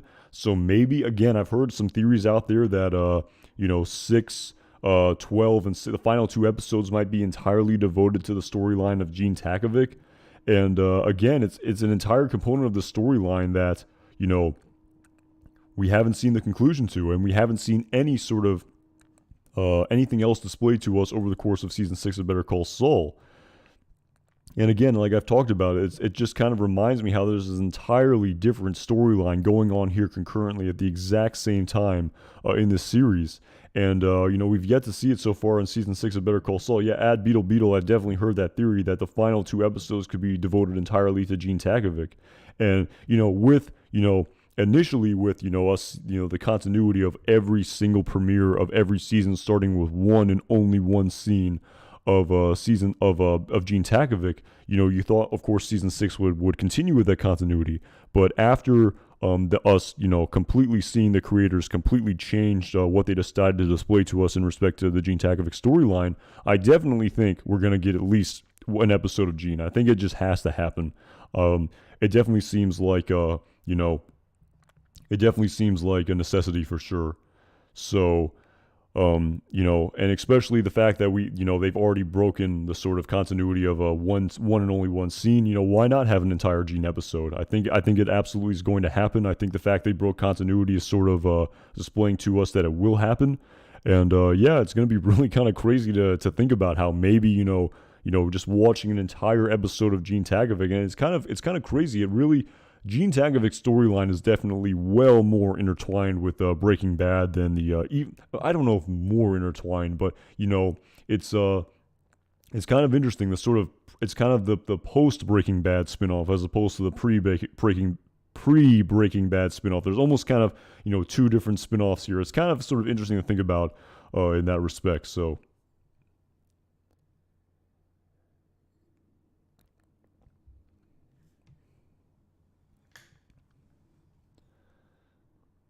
At Thomas Theorist, Gene will get arrested and Kim will represent him in court. Again, I don't know about all that, but it is true. I mean, kind of go again. There's like the whole other timeline. How the one sort of scene we've seen in the Breaking Bad timeline with Francesca when when Saul gave her that business card and said, tell your lawyer that Jimmy sent you. Again, I've heard a lot of people speculate on who this lawyer may be, but it's so true. I've heard some people say, like, who else could it be besides Kim? What other lawyer could it be besides Kim?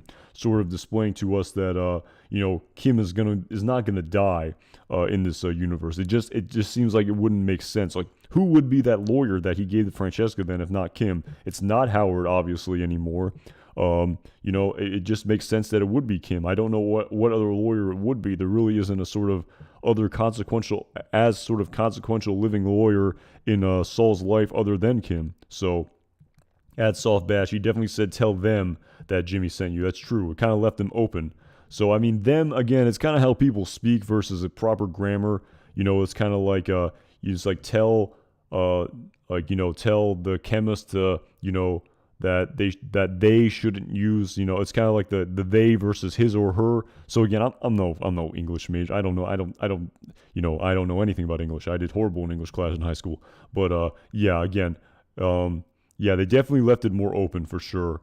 I think again, I'm not sure if it was them or M, like tell 'em. I mean, maybe it was maybe again, it is kind of weird. It is, they didn't say her. Again, you would imagine that he was speaking in that scene. He would say, "Tell her that Jimmy sent you," and then of course it would obviously give it away all the way back in season 4 of Better Call Saul and would completely lose the suspense. So again, a kind of just another point here where there's just so many sort of open-ended clues that yeah, that's another great point. Like Francesca knows Kim very well.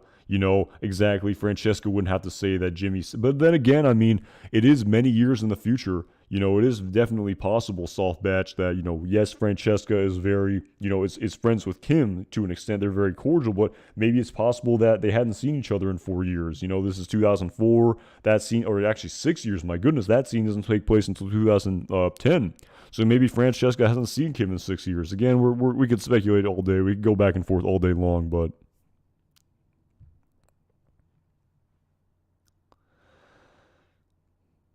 At John Doman, that's a very kind of dark sort of a premise, but I think you might be onto something. And again, I kind of talked about this in my previous live stream, but I think Mike might be the one that sort of takes care of Howard's body. I definitely think it's possible. So, at Lucian Richardson, sorry to make you talk about your love life, Anton. It's okay to know you're good. It's okay, we know you're good. Love your streams, bro. I think Vince may have a foot thing like Tarantino.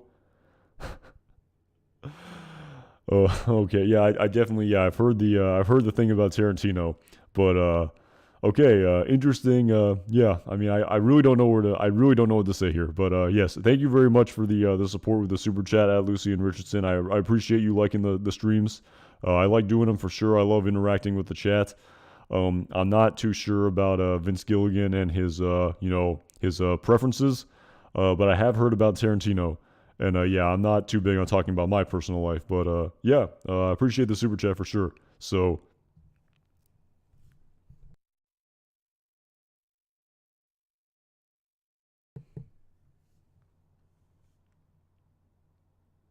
yeah, at Pulsura, at Relax and Sleep. Yeah, it could be a law firm at Relax and Sleep. It could be a him or them. Again, I think on the I looked at the captions actually for that scene. I think it was them.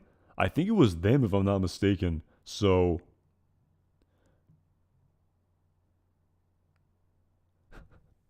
sorry, just laughing at the Arena Vision. That's funny. But yeah, again, I think it was tell them that Jimmy sent you. I think that was the sort of thing that they said in the captions for that episode. So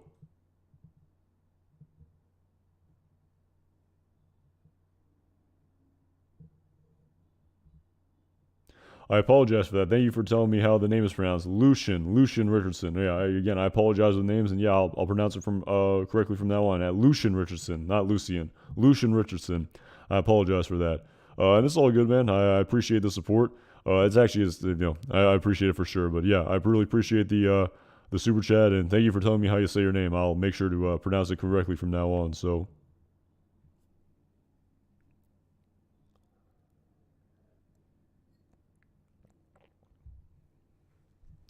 But yeah, at Pulsar, at Relax and Sleep, yeah, if he said her, it would be we would all know it was Kim Wexler for sure. So it's kind of you do wonder. You do wonder again, there's so many things here. You do wonder. But again, it is actually kind of interesting going back to this scene here of Saul, I guess, sort of predicting his future, this scene here of where he says best case scenario, a month from now I'm managing a Cinnabon in Omaha. And so again, I'm not exactly sure. I think maybe it takes place in July of 2010 is when Saul fled to Omaha. At the characters, really appreciate the super chat. Thank you so much. Really appreciate the support, man. But yeah, kind of getting to the point here again. Oh my goodness, I should know this, but again, he says, "Where are you gonna be?" I think in November of 2010 if I'm not mistaken, or is it October? When is Saul Goodman's birthday? But again, it's a couple of months down the road, if I'm not mistaken. Again, the timeline's a little bit murky. Again, it's not very clear. But again, irrespective of what the exact dates are, the point I'm trying to make is that, theoretically, the phone call that Francesca is supposed to make could take place in the Gene Takovic timeline as well. So again, maybe we'll get a flashback in the Gene Takovic timeline to that phone. It's weird, we could have a flashback within the Gene Takovic timeline, which in and of itself is a flash forward. So yeah, no, it was November 12th at Carbonell. So yeah, the point I'm trying to get at here is that he told Francesca to be at that payphone. At least it was implied so much, to be on his birthday, and I believe that the Ozymandias takes place in the summer of 2010, so it's a couple months down the road, I think. So again, the point I'm trying to get at here is maybe that phone call takes place in the Gene Takovic timeline, and it just kind of, again, you wonder just how they're gonna. There's so many details out here. There's the diamonds, there's the phone call, there's the lawyer, there's the money in the ceiling. There's the 3 cheers for morality. There's the money behind the wall, behind the Constitution that we sometimes forget about. There's maybe how he finds out exactly about Ed the Disappearer. There's fingers crossed somehow getting Bill Burr into the storyline somehow. I mean, there's so much here, and there's only 6 episodes left. Again, it's hard to kind of surmise how they're going to fit everything in here. So, according to Breaking Bad wiki, it takes March of 2010. So yeah, it's several months down the line. I really appreciate that at Jeff Airy. And so yeah, the phone call is way down the line, and the point I'm trying to make here is that Saul said a month from now I'll be managing a Cinnabon in Omaha. So it's very possible he was working at in the Cinnabon very, very early when he got to Omaha. And again, we don't know when how much time had passed when he that he was able to lose. He still has somewhat of a head of hair here for sure. And how, by the time he's Gene Takovic, I mean, I know male pattern baldness can be very precipitous for sure, but enough time has passed where he's, able to go bald here, where even though he says, a month from now I'm working for a Cinnabon in Omaha, and to me it's definitely implied that it's been here way more than a month for sure. So again, lots of questions here, answers, not a lot, at the minimum. At Kate Valentine, thank you so much for the super chat. Hi Anton, I sent you a donation earlier just thanking you for such a great vlog. Here's a little bit more. I really appreciate it, Kate Valentine. Thank you so much for the support and all the support you've given this channel. I really appreciate it. I really do. Thank you so much. I like doing these streams. I'm glad people find them, I'm glad people find them entertaining. I appreciate that for sure. Thank you so much.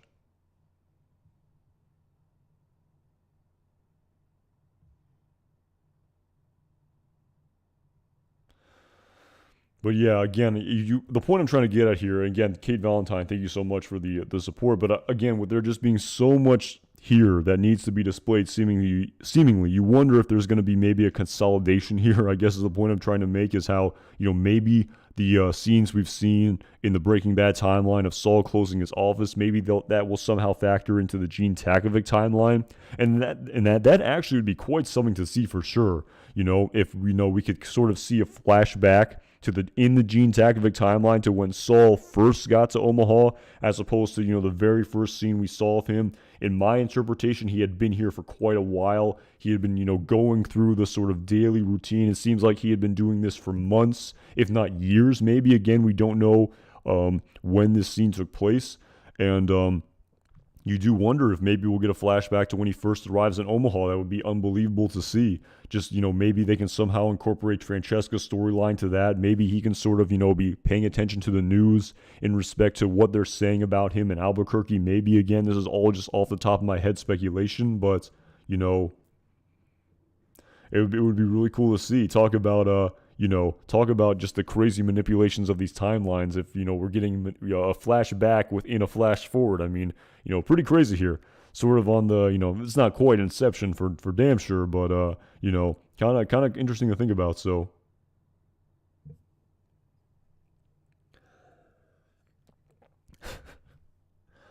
at Lucian Richardson again. I wanted to not. I was gonna say this, but I didn't want to say this. But you send the super chat. And so, yeah, you had to bring it up, man.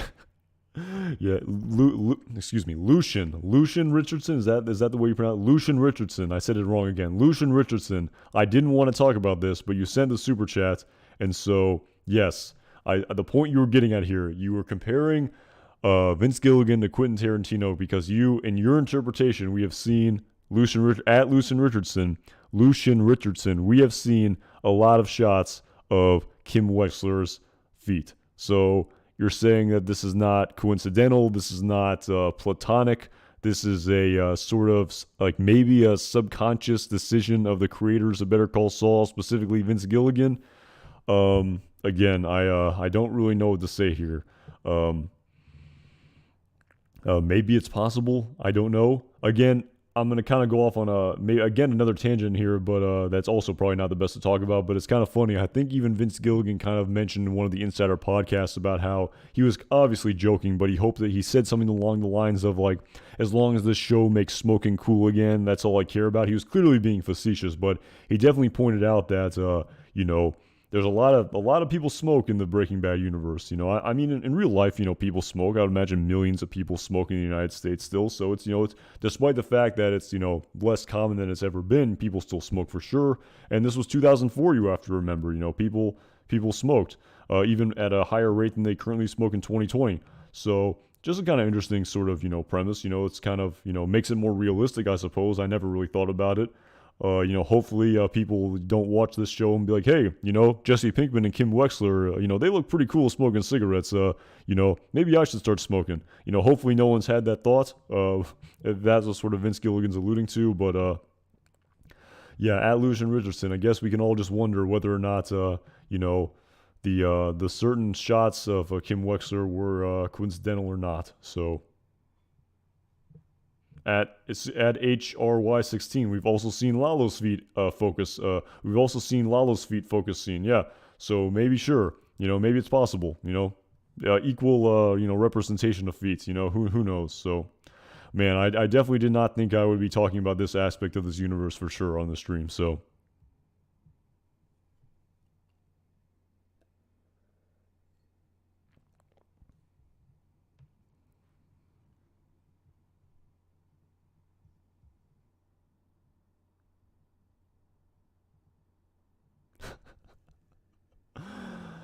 Oh man, that's true. That's true. Add beef testosterone. That's true. I believe. I think in his office, Howard Hamlin had his feet up on his very like fancy chairs when he was talking with Jimmy when he was asking him if he had any further thoughts on the job offer. Yes, he also took his shoes off.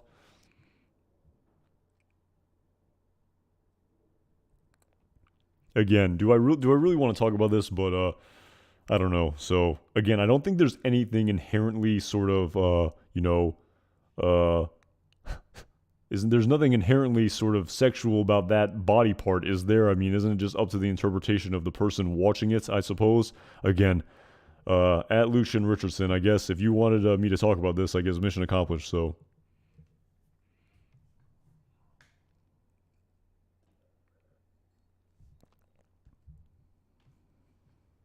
At Donkey Dragelheimer, you say I'm hopeful that we will get a gliding overall style time jump with only 6 episodes left, one of which most likely being a Gene episode. I don't know how they could wrap it up all without one. Yeah, that's a great point for sure.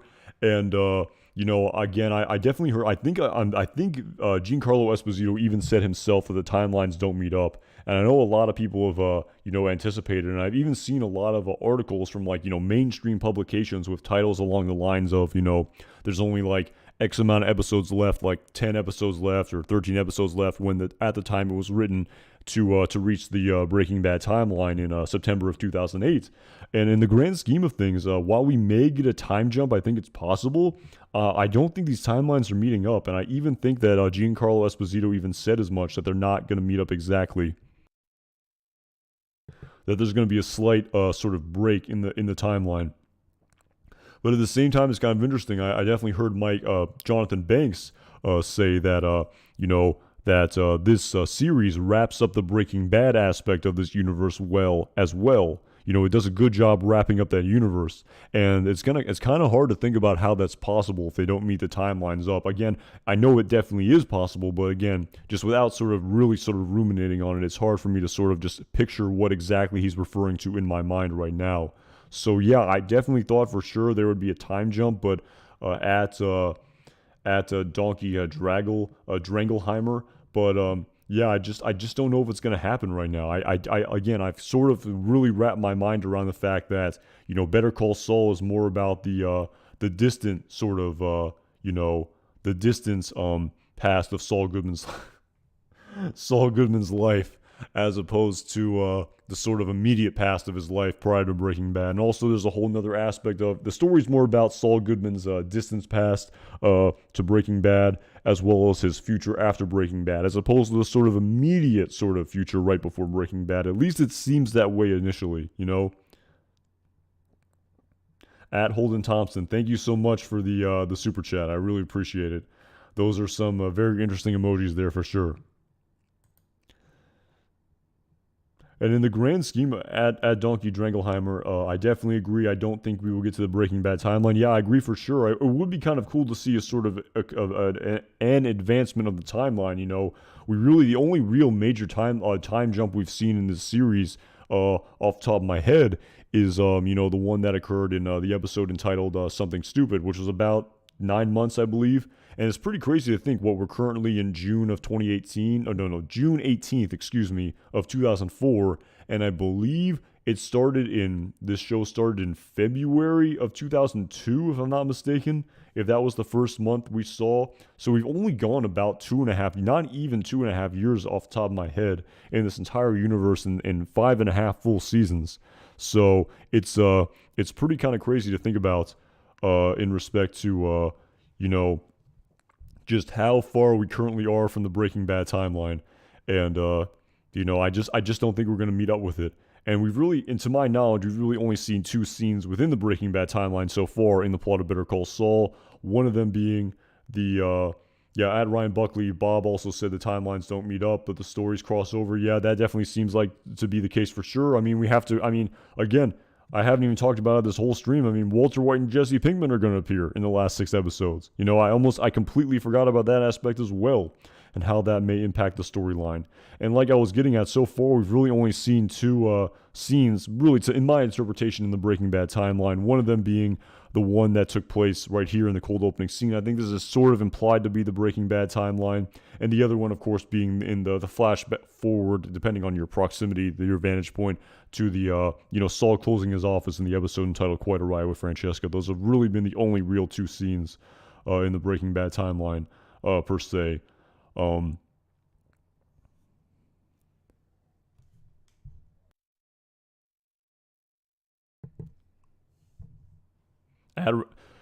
At Relax and Sleep, the whole Walton Jesse thing is a red herring. They did say that they're going to appear. Are you kind of trying to get at how maybe it's going to be sort of archival footage or something to that effect, or scenes we've already seen, or something to that effect in this show, and it's not going to be a new iteration of these characters? If that's what you're kind of getting at, that would be kind of possible. And I think it would be kind of disappointing to maybe a lot of fans of Breaking Bad who were hoping to see them.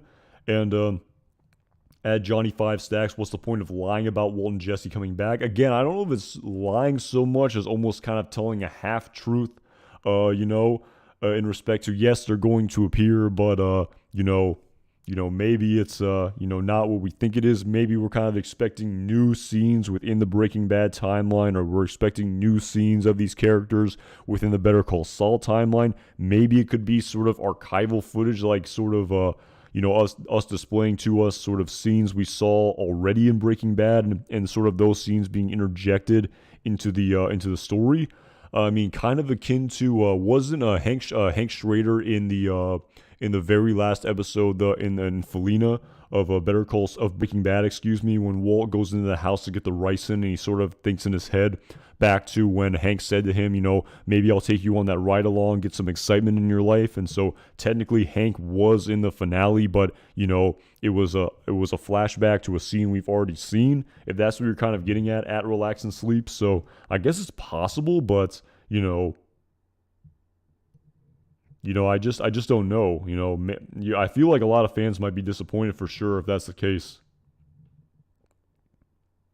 At Holden Thompson, yeah, Negro Azul and Black and Blue. I think it was just a red herring. I think it was a purposeful sort of misdirection clue to sort of distract people and sort of make people think that maybe there was a Breaking Bad overlap when really that maybe involved Walt and Jesse, especially based on that photo they tweeted. But in reality, yep, total coincidence in my opinion, total red herring, meant to distract for sure. So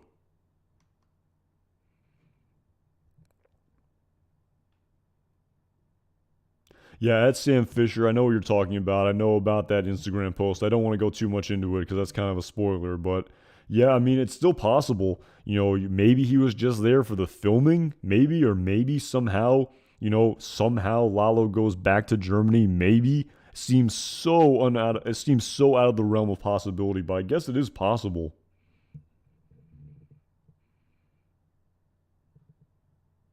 But again, that was more just the actor. That wasn't. I mean, the Better Call Saul Twitter page tweeted it in an official capacity, saying they're coming back with that photo of Walter White and Jesse Pinkman in the car from the episode entitled Negro y Azul. After Walt picked up Jesse at the nuclear bomb museum. When he finally got out of his funk with you know after feeling sorry for himself. Maybe deservedly so after what happened with Spooge. So.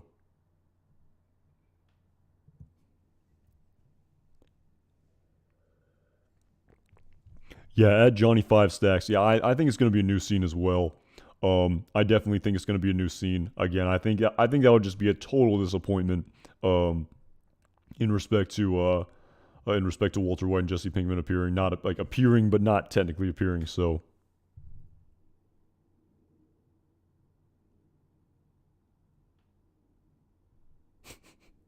at Relax and Sleep, that is too funny.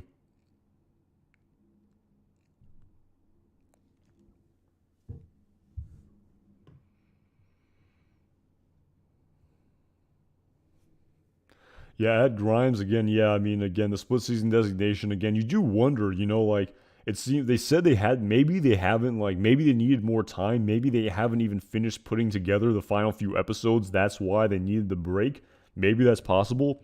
You would imagine that if like all the filming is done, but maybe they haven't edited all the episodes. Again, I don't know why they did this split season designation. Thomas Schnell said it was because of delays, but you do think it would have been possible to sort of display all 13 episodes back to back to back to back.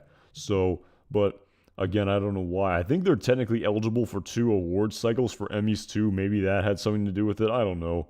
But yeah, we still have over a month to go until the premiere, which is a lot of time for sure. So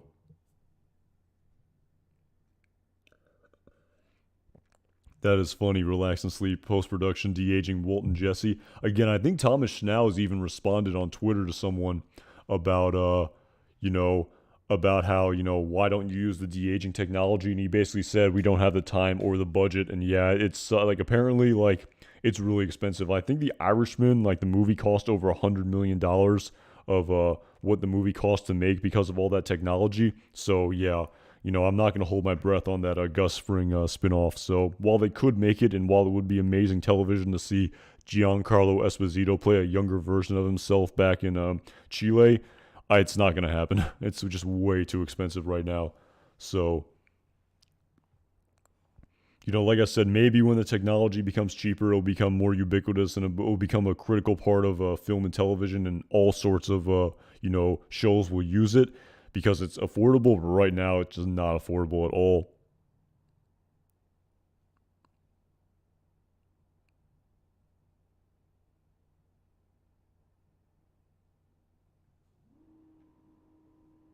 Yeah, at Manson, they could always find a new younger actor. Yeah, again, that is possible. But again, not to go off on a whole tangent about The Irishman, but I think one of the reasons why Martin Scorsese said he wanted to use that technology was because you know he talked about how he could have just used younger actors, but of course, like, they don't know the characters as much as Robert De Niro and Joe Pesci and Al Pacino, and no one know I don't like no one will know Gus Fring better than Giancarlo Esposito. I don't care who you get, even if the actor looks just like Giancarlo Esposito. I can learn as much about the character and study the mannerisms. in my humble opinion, no one would be better at playing a younger version of Gus Fring than Giancarlo Esposito. It's just not possible. I don't think I mean you had to do it like in respect again. I don't watch Star Wars, but I know they used the younger actor to make the Han Solo movie because it's a prequel, and obviously Harrison Ford wasn't gonna portray a younger a version of himself in his 20s. And even when in The Irishman, I think those scenes of back in Robert De Niro when he was really young, I think he was supposed to be a lot younger than even his character looked. I think his character was supposed to be in his 20s in some of those scenes in the very beginning when he first met Joe Pesci's character, but he definitely looked like he could have been in like his late 30s or 40s. I mean, he looked way too old. So again, I feel like the technology is not even that good yet, and it's way too expensive. So at John James, that's interesting. Yeah, I mean, I feel like they did it once because this is for what Irishman was the sort of big thing, but yeah, it's just too expensive right now.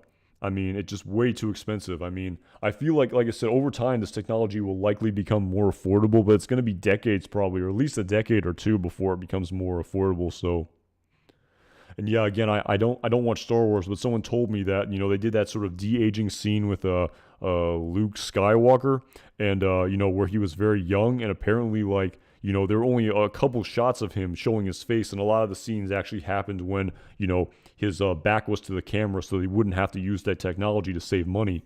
So yeah, it's not gonna happen, and it's not gonna. I mean, maybe we'll get the Gus Fring spinoff, but it's gonna be with a different actor, and I don't even know how I feel about that, to tell you the truth, in the grand scheme of things. So.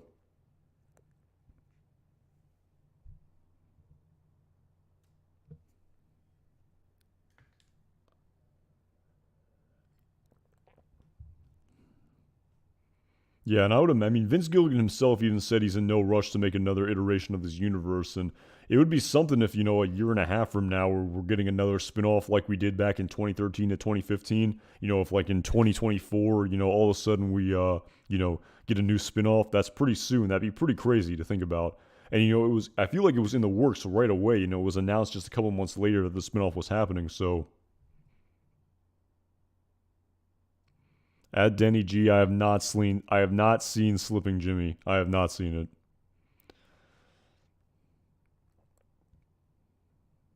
At Beetle Beetle, that is hilarious. That would be a great spin-off. Lyle and Ernie taking control of the Albuquerque criminal underworld. So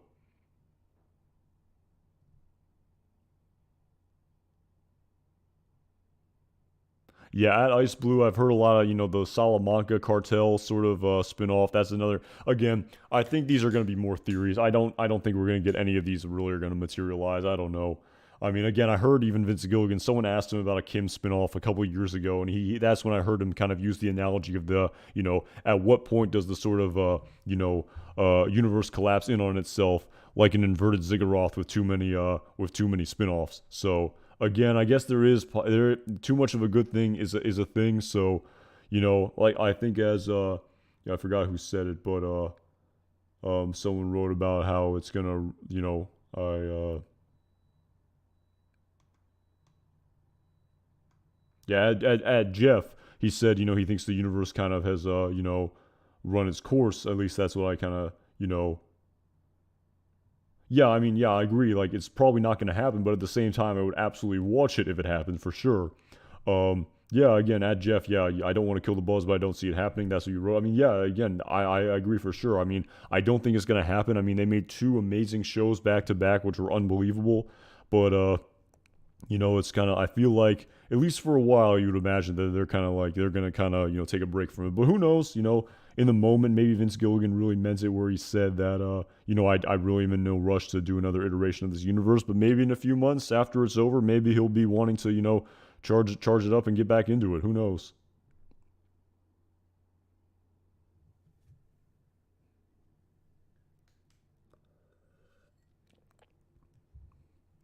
At maybe they should make an animated prequel to Better Call Saul. That is funny. That is funny for sure.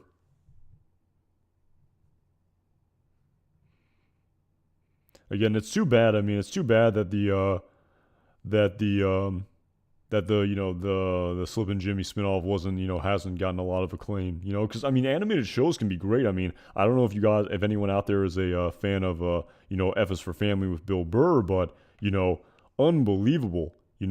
just unbelievable show. I love that show. If it's for family, just unbelievably well done. It's an animated show. Just unbelievable storytelling, unbelievable story arc, unbelievable character developments in an animated series. And it absolutely could have been done in Slipin Jimmy. I mean, but whatever this is, it's apparently not that. So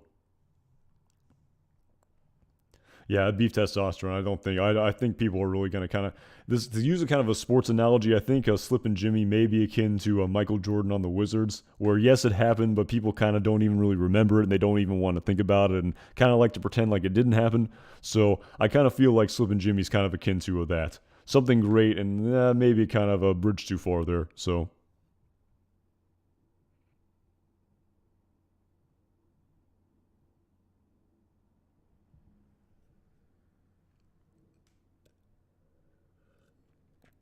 Yeah, at Jeff again. It's kind of a joke. It's like who's the target audience? That's a great question. I don't know.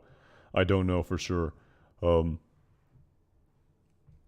Definitely not targeted towards adults, and I mean, I guess maybe it's targeted towards like parents who are fans of Better Call Saul and are like watching their kids and they have to watch something with them and they want to show their kid a sort of animated series and like something that the parent might also be into as well. Is that what they were going for? Again, I don't know. So yeah, kids don't watch Better Call Saul and Breaking Bad for sure at Jeff.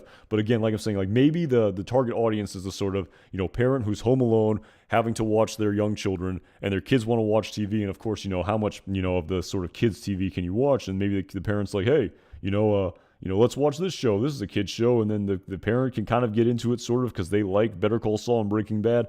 I don't know. I haven't seen the show. Maybe I'll watch it. Probably won't, but who knows? So.